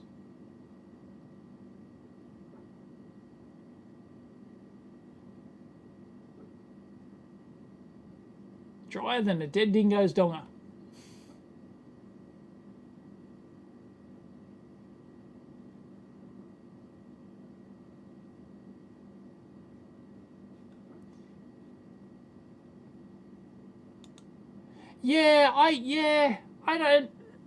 I agree with that. I don't really understand why you'd use lithium batteries for grid storage. Weight and density is typically not a problem. Yeah, it's typically not a problem in those scenarios. It's just because they're reusing existing tech that they can just buy. So it's easy. You know, they can just churn out the cells, whack them together, put some controls in there, and Bob's your uncle, right? So it's just, yeah. And because it's fairly mature technology now, right? So, you know, and it's pretty good. But, yeah, it's not using, for grid scale storage, it's not, you know, no, I don't like it. Yeah, I'll be going to the electronics show this year. Yep. I'll be there. Compulsive yawn. Unfortunately, it's on a Tuesday, and on a Tuesday, I can go. It's on Tuesday and Wednesday. Wednesday, I don't have any obligation in regards to the kids, unless something comes up, but Tuesday I do. Tuesday, I drop them off and pick them up. So, yeah. But no, I might go there. I've been invited to the after party, the Secret Squirrel after party. There's a Secret Squirrel after party on Tuesday night. I've been invited. So anyone who goes to... So if you can get in, if you can sneak into the Secret Squirrel after party. I think it's being held at a nearby hotel or something. So don't quote me on that.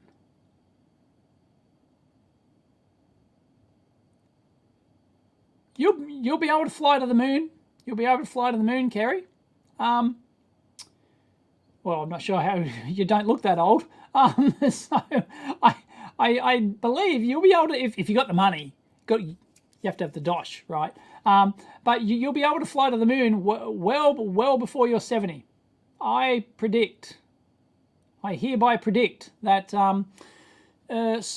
moon tourism, either landing on the moon and having to walk around, staying there for a week and coming back, or just doing a looping around, you know, a few orbits around and coming back. Do the orbit thing and actually coming back. That'll happen. I wouldn't be surprised if that happens in the next 5 years. Yeah, definitely in the next 10. I'd be very surprised if within this decade, let's say, it'll be sometime in the 2020s that tourists will be looping around the moon and coming back. We have the tools, we have the talent. Yeah, Yeah, so totally. So way before you're 70, if you've got the money. If you've got the money. And that's the thing that's going to propel the whole space industry is moon tourism. I'm telling you. I'm telling you. Sure, it'd be awesome to go up and do the, you know, the SpaceX capsule thing for 2 or 3 days, but, you know, nothing would beat going to the moon. Because ultimately, there's not much, well, no, there's quite a significant difference between getting a capsule into orbit and getting a capsule around the moon, right? But they could do it now, I think. Can't they do it with the Falcon Heavy or something? Couldn't they do it with that? Wouldn't that have enough grunt to shove a capsule into translunar injection and then come back?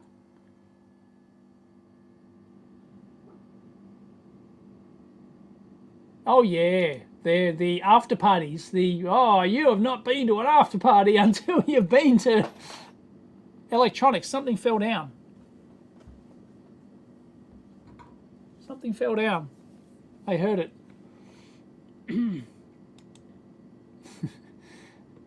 Yeah, not. Yeah, the after party at electronics. It's like, but anyway, I'll be going to that. Yes, I did watch his latest video using that kit. You can buy that kit. You can buy, he's using that kit. He didn't speak much about the kit. There were no, I was hoping like there'd be more details on the analog computer kit. But no, it was very overviewy kind of thing, but that's his style of video. No, how come I have not seen his follow-up on the controversial light bulb video? Well, he has shot content. I know for a fact he has shot content. He's actually sent me, I won't give you any details, but he has shot content. And I did like an hour hangout with him to discuss, just like, it was the day before he was going to go do the tests. And we did an hour hangout together. This is all private. Although he did record it and promised to send me the video. He hasn't sent it to me. But I don't blame him because he hasn't released the second video. And this was before Christmas. And he said he was going to release, if he was going to release a video, it was going to be before he went on holidays in Christmas time. So now it's March. And I know he has footage. And he's got test results because I've seen the test. I haven't seen footage, but I've seen the test results. And he told me the experiments that he did. Obviously, it's about physical experiments, right? There's no point doing a follow-up video. Yeah, so he did some practical experiments. So I won't tell you what it is, but he's done them. And I told him a few issues he's going to have with it. And I even threw in the quantum into the mix. And yeah, since then, I haven't heard back from him. Since then, I haven't heard back. So I don't think he's going to do it. I think he's going to let that one rest. And he's actually spent a significant amount of time and money on these tests. And I think he may just bury it. Because it's not like, it's not as conclusive. Like it shows exactly what it's supposed to show. But whether or not that's convincing is a different matter. Right? So, yeah. Anyway. Yeah. So I suspect you won't ever see a follow-up video from Derek on the moon and back transmission line thing. Yeah.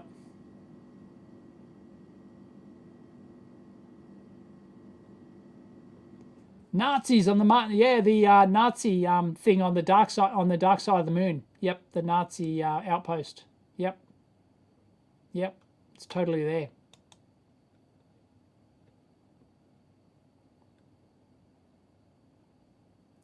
You lost interest with his Waymo video. Yeah, that turned a lot of people off. That was completely sponsored. Like, that was just repeating all the Waymo talking points. Yeah, I didn't like that one particularly either. Didn't make me want to stop watching him.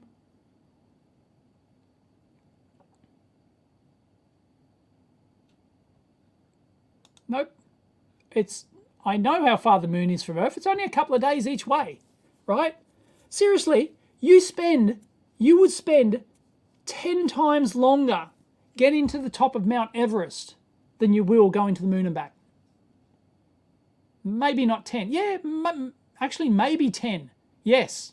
Yes, I think you would spend an order of magnitude more time to get to the top of Everest, because you can't just rock up to Everest and go, I'm going to climb Everest and go to the top. No, you've got to go there and you've got to acclimatize for like a month or something. Like, you know, it takes a huge amount of time, prep and effort to get to the top of Everest. It'll be easier to go to the moon, to slingshot around the moon, do a few orbits and come back. Anyone can do it.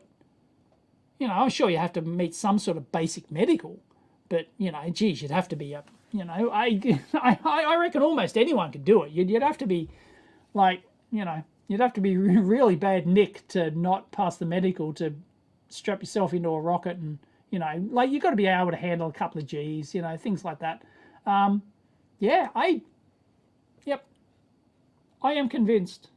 I am going to be proven right, unless something happens to the space industry, you know. Yeah, I reckon we'll have moon tourists by the end of the decade. Before this decade is out.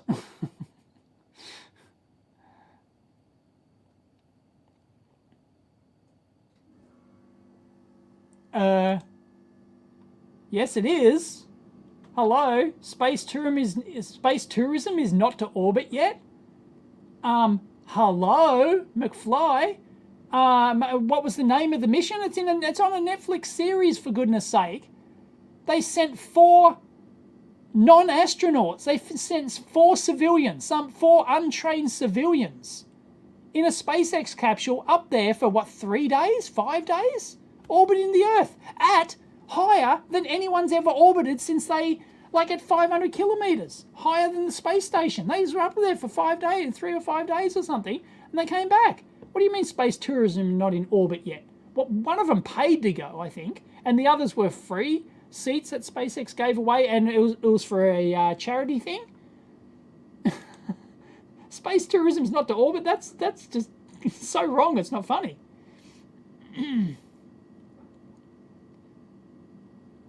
No, I did not change the op amp on the 35660A because it wouldn't have made much difference. It's not just that. It's the discrete transistor front end as well. Yeah, yeah. Can I recommend a budget inspection microscope? Not really, not offhand. No, it depends what your needs are. No. The AM scope ones are pretty good. Like, it totally depends on your needs. What do you need? Do you want optical? Do you want you know, are you going to be doing soldering under it? What sort of working distance do you need? Stuff like that. Basically, yeah, if you search for the AM scope, I'm pretty sure that's right. AM scope. They make good optical analog ones that are reasonably priced. You can get cheaper, I'm sure, but they make good, like, sub $1,000 ones. Pretty good. Go and ask on the EEVblog forum. Someone will be able to recommend one.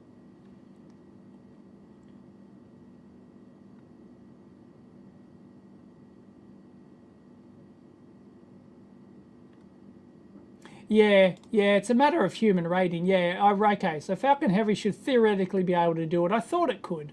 I thought it could do it in theory. No intention to human rate it. Okay, fair enough. Yeah.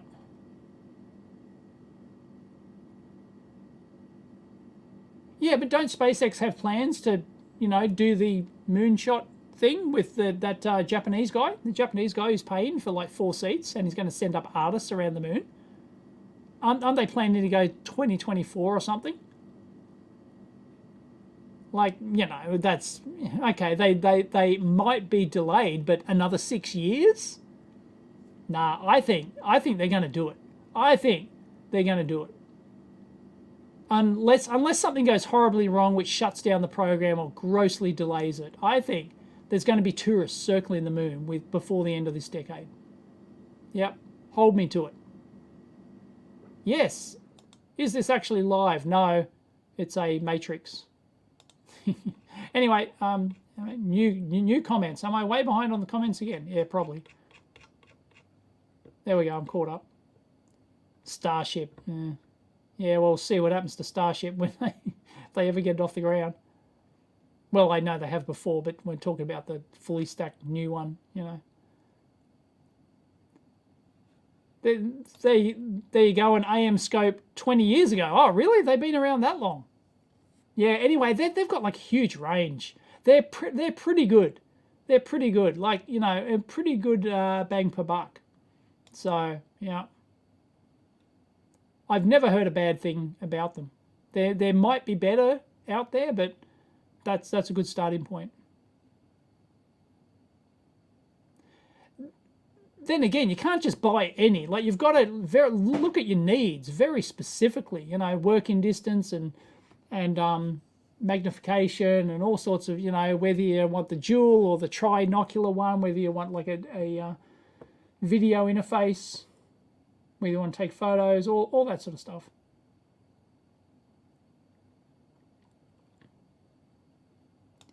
I've done several videos on this, Victor. Start to travel to Mars. I was reading that some people were here who were buying tickets to a non-return travel. I don't believe it. Well, no. We could get to Mars. We could actually. We could get to if you just want to put boots there, and you don't give a shit about anything else, and you just want to put boots there for a while and have a return trip back. We have the technology to do it, but the whole Mars colony thing's just bullshit. It's not going to happen. It's not going to happen. There's going to be a moon colony for 30 years before there's a Mars colony.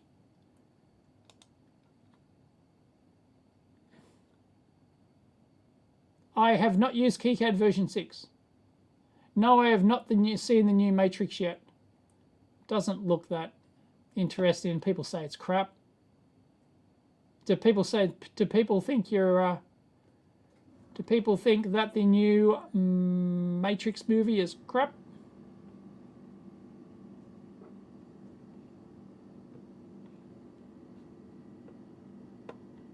Venus, yeah. That's not going to happen.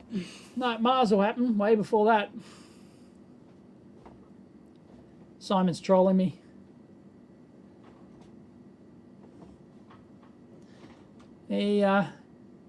Jim thinks the first Mars mission will be a one-way trip.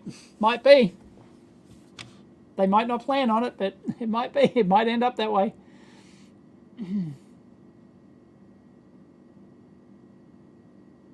Oh, really? Is that Jody? Is that the rate 1 in 500? Is it probability of a loss and descent did not exceed 1 in 500? Okay, right. Yep. Well, obviously, SpaceX were able to human rate the Dragon, so, and the Falcon, the normal Falcon. The new Matrix is so bad you switched off after 15 minutes. Really? Nowhere near as good as the previous Matrix. New Matrix is okay. Not as woke as I thought it would be.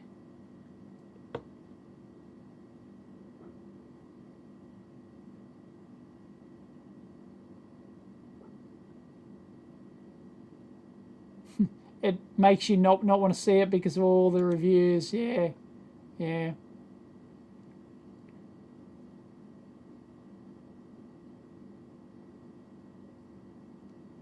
What is the delay between video and chat? It's because I can't keep up with the chat. Lewis Rossman thinks that AM scope sucks, but he sells another brand, of course. Of course he does. Everyone on the forum says that the AM scopes are perfectly good scopes. The new Matrix is horrible. Fanboy service. They should make an all-female Matrix. That'll be just as successful as 2016 Ghostbusters.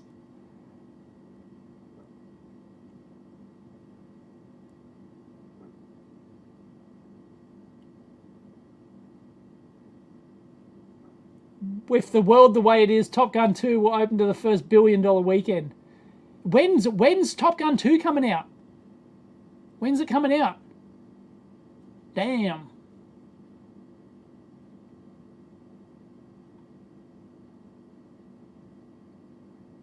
Yeah, I don't care for the new Batman movie.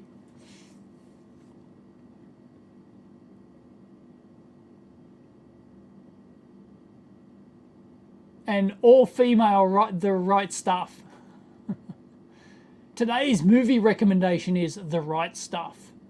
That's my official movie recommendation for today. The Right Stuff. What is it, 3.5 hours long? Oh, it's great. Watch out for the Chuck Yeager cameo. There's a cameo in there with Chuck Yeager.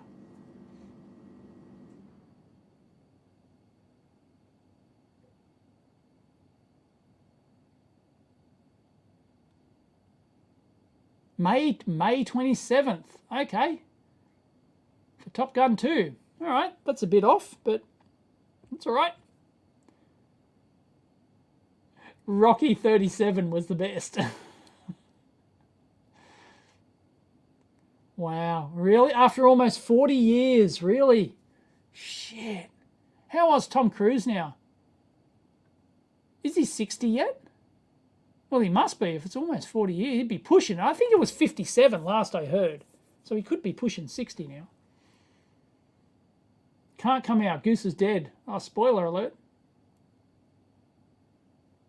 No, it hasn't been released yet. Yes, I did the Top Gun 2 trailer, but that was before the whole Coof thing. In fact, it was more than a year ago. Yes, we talked about Shane Warne. The first half of this show, if you scroll back in the timeline, the first 30 minutes of this show was about cricket. Of course it's going to have Tom Cruise in it.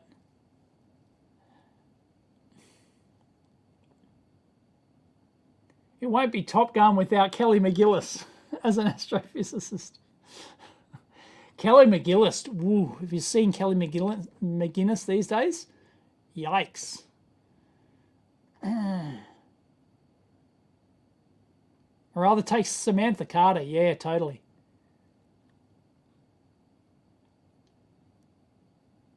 Yeah.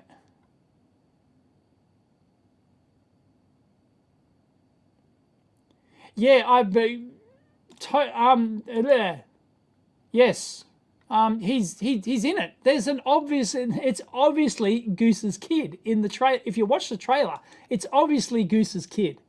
It's it's played. It even looks like him. I think it even they casted someone that looks like him. I think.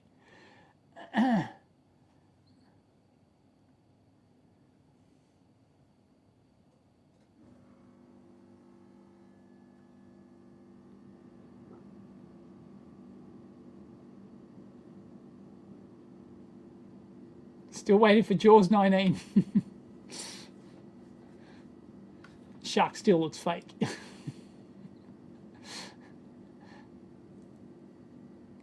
Yeah, I'm not for reboots. Like, I'm not for reboots, but I would like in general. But I would like to see Contact done again and done right. Yeah, Contact I love and hate. Like, I love, like, Jodie, like, I love Jodie Foster. Jodie Foster's great, right? She nailed it, right? So, you know, and I love the, you know, I love how a lot of it was done, but I didn't like, yeah, I didn't like the ending. I didn't like the, all the religious stuff in it.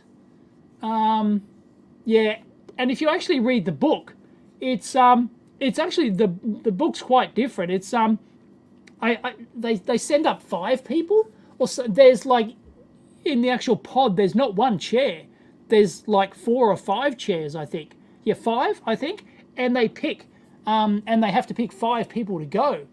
And in the book, spoiler alert, shut off now if you don't want to hear it. The way they figure out that it was real was that the watches. Everyone was wearing a watch, and the watches had you know, accelerated 7 hours or 17 hours or whatever it was, right? That they're away for. Yeah, I didn't like the ending. How they, I can understand why they had to change that from 5 seats to 1 in the movie, totally. And if they were to redo the movie, I would say.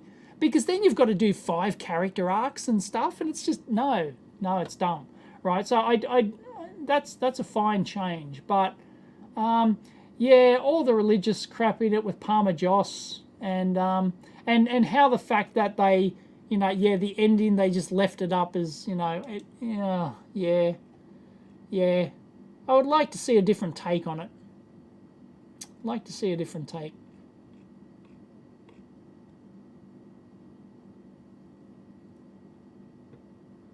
Jodie Foster, yeah, I love Jodie Foster. She's, yep. Carl Sagan stuff now, yep.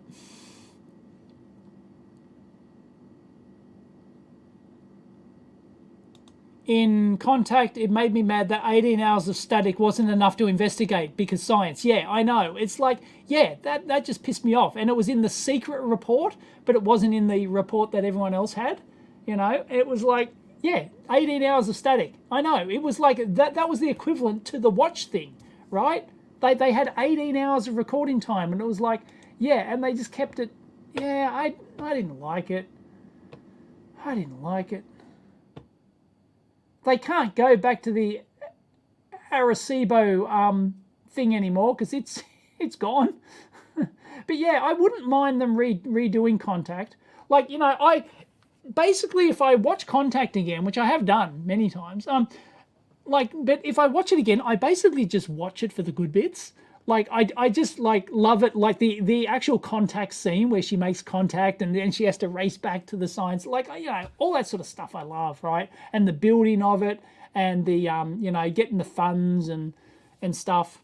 Out of focus. There we go. Yeah. So I tend to just watch the good bits and, like, fast forward through it. Yeah. There was no recording other than X hours of noise. Yeah. Yep. Surely they would have had like audio. Like if it actually recorded something, then okay, well the cameras, why did the cameras get static and why did they get static on both video and audio? It's just like, yeah. Yeah, nah.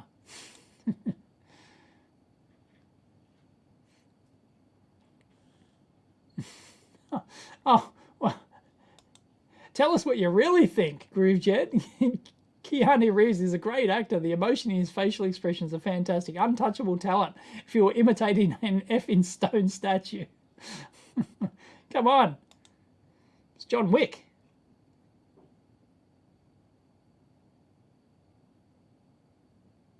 Yeah, I watched Arrival again. I watched it like 6 months ago. I watched it again. It popped up. And yeah, I watched it. Yes, that's Charlie Sheen. Yeah, I do like Arrival. If you haven't seen Arrival, there's another movie recommendation. Arrival with Charlie Sheen. What is it, late 90s? No, 2000s maybe?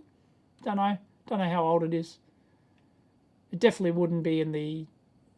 Yeah, it's definitely... I think it's in the 2000s, late 90s, 2000s somewhere.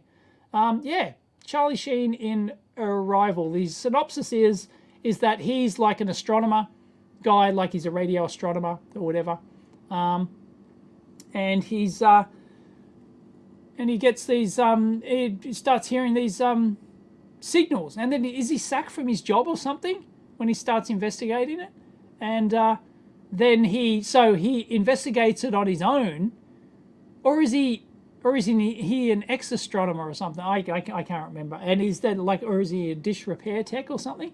I don't know. Anyway, he stumbles upon these signals, and yeah, it's yes, these alien signals, and he investigates it. I can't believe they killed off the woman. I don't know who she was.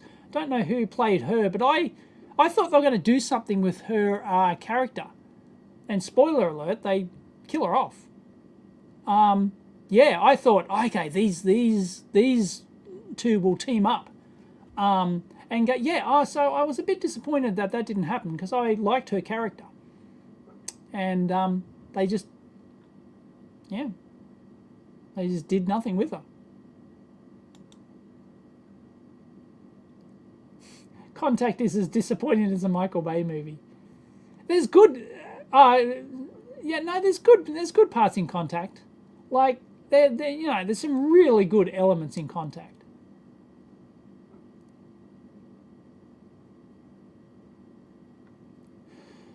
Bill and Ted, yeah. Arrival rocks, says Jim. Reboots suck. Yeah, I'd love to see Contact 2 taken on by a different director in some different way. Yeah, I would. I'd really like to see it. And that being like, I loved in Contact. I did love how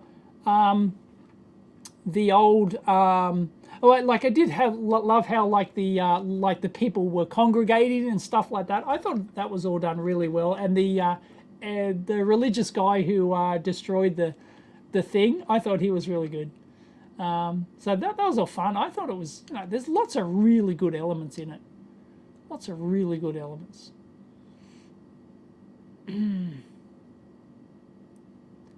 Yeah, could you do a Contact 2? Yeah, you probably could. You probably could. But I don't know. Would I like to see a Contact 2, or would I like to see a reboot, another variation of Contact? Hard question.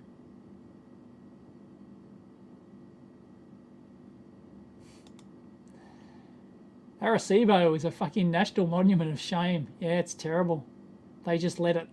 They didn't maintain it.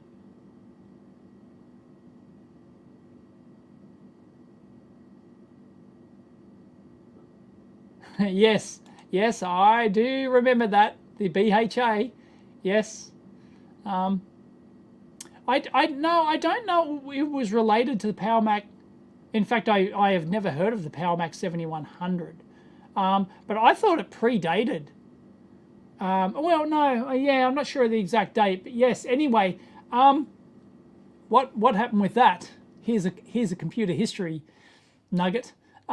Is Apple, the internal code name they used for their new Macintosh computer was the BHA, and it stood for butt-headed astronomer, because Carl Sagan tried to sue Apple when they used the slogan. Was it in a marketing campaign or something? But they used his famous line, billions and billions, because they were going to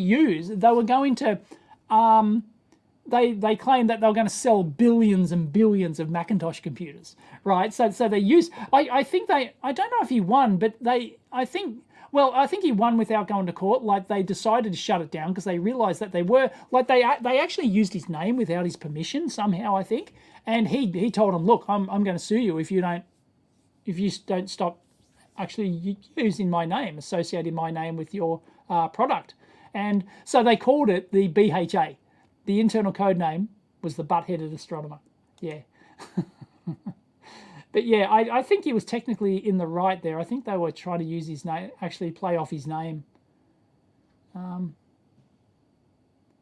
Yes, Charlie Sheen is an astronomer. Yes, it works. Go and watch Arrival. It's great. Charlie Sheen's good.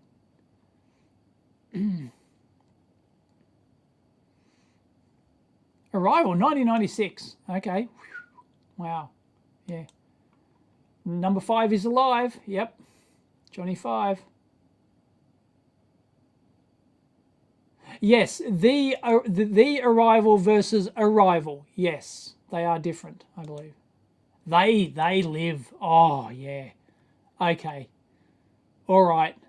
That overrules the other recommendations this week. They live. Yes. Yep. Absolutely. Rowdy Roddy Piper.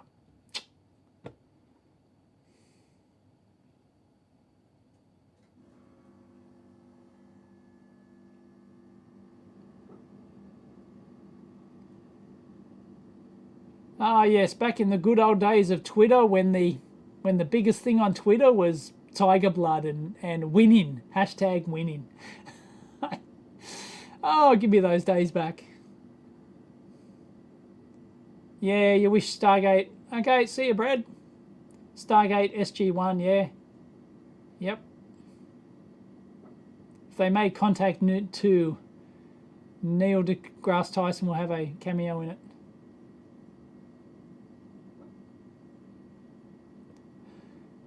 Contact is 25 years old this year. Yeah, I'm surprised they haven't rebooted it. See a Desk Pro?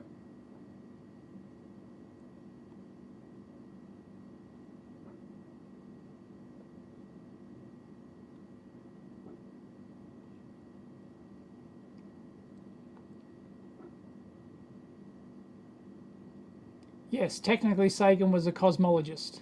Yes.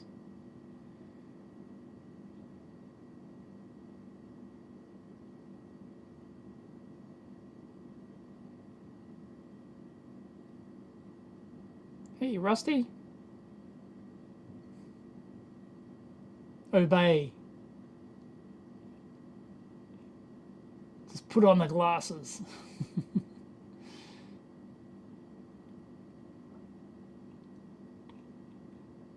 I'm caught up with chat again. There we go. How are gas prices in Australia? Well, gas is natural gas here. Has nothing, we call it, it's called petrol here in Australia. None of this gas rubbish. Gas is what you use to cook with, right? It's petrol. I don't know the price of petrol. I don't know. I haven't filled up for a month. And we've got a second car, which, you know, we only fill up once every 2 months, maybe.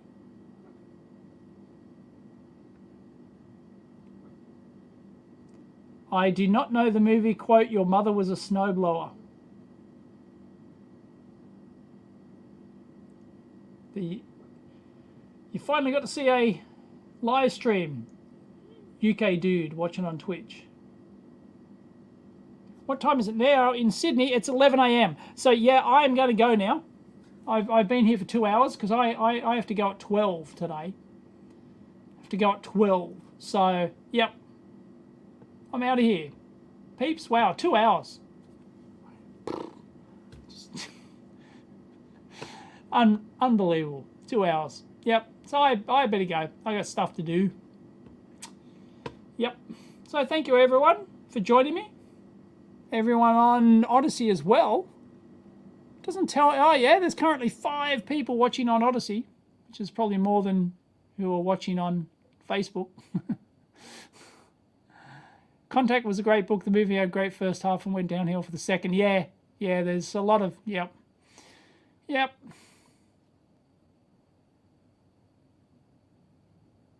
Anyway, all right. Thanks, everyone.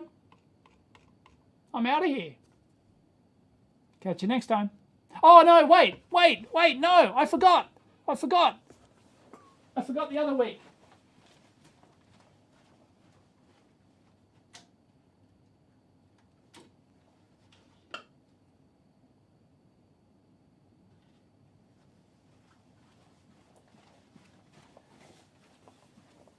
Check out this bad boy. Ooh, don't want to put it near my Tagano.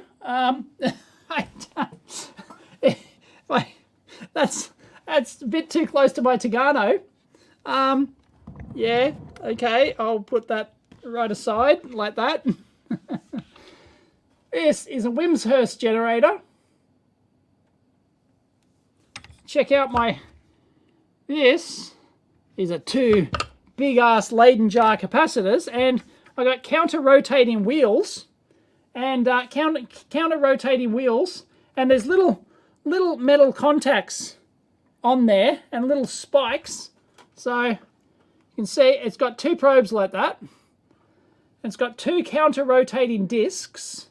They're just geared. There's the belt. You can see how one belt is twisted, and that makes one disc spin one direction, the other disc spin the other direction. And you can see the spikes down here. Maybe. See little spikes? They pick up the charge off the surface there, and there's yeah, you probably can't see it. And there's little contacts. There's little wiper contacts up there. Yeah, you should be able to see those. There's wiper. Focus, you bastard. There are wiper contacts on there either side, and this is a high voltage generator, and I am going to make it spark. Is this the prototype bicycle wheel from the Time Machine? Here we go. Let's see what is that distance I've got there. That's like 6-7 centimeters or something. Let's see if we can get this bad boy to spark over. Come on. Yeah. Woo. Oh, I can smell it. Woo. Cool, huh? And I get one extra one. Bonus. There you go. Ha, cool, huh? That's a Wimshurst generator. Don't know what I'm going to do with it, but it's a really fun toy. I don't know if you've got any ideas what I can do with it. Yeah. Spark will take out the live stream. Yeah, that'd be hilarious. So yeah. Yeah, I thought it's way better than Thunderfoot's one. Yeah, I just saw it on Thunderfoot's one, and I thought I've got to have one of those. So I got one. Yeah. Yep. Yeah, ESD testing. I thought, you know, maybe. You can't measure it. Like, you know, it's not like you can't hook it up to a meter or something because if you put any sort of load on it, it just dies. But yeah, yeah, well, maybe. I don't know. Maybe there's some way I can do that. But yeah, it doesn't have a lot of course, it can spark. It can spark like 8 centimeters or something. I haven't tried the longest one that I can get, but I don't think it'll, like, it won't do vertical like that. That's like, you know, as Dave knocks out all thank you, Device Spotter. I've knocked out all comms radio for a 1 mile radius. Yeah. Yeah, but that is pretty cool. I don't know. So anyway, so yeah, I don't know. Maybe if you got anything good I can do with that, then I don't know, send me ideas. So there you go. Very cool. A Wimshurst generator. Very nice. And it's got screw terminals down the bottom. So yeah, these join the capacitors in series. So yeah, there you go. So very cool. So maybe I can, you know, do some experiments with it. I don't know. Don't know. It's very cool. So anyway, yeah, I'm out of here. Catch you next time. Oh. Yeah. Catch you next time.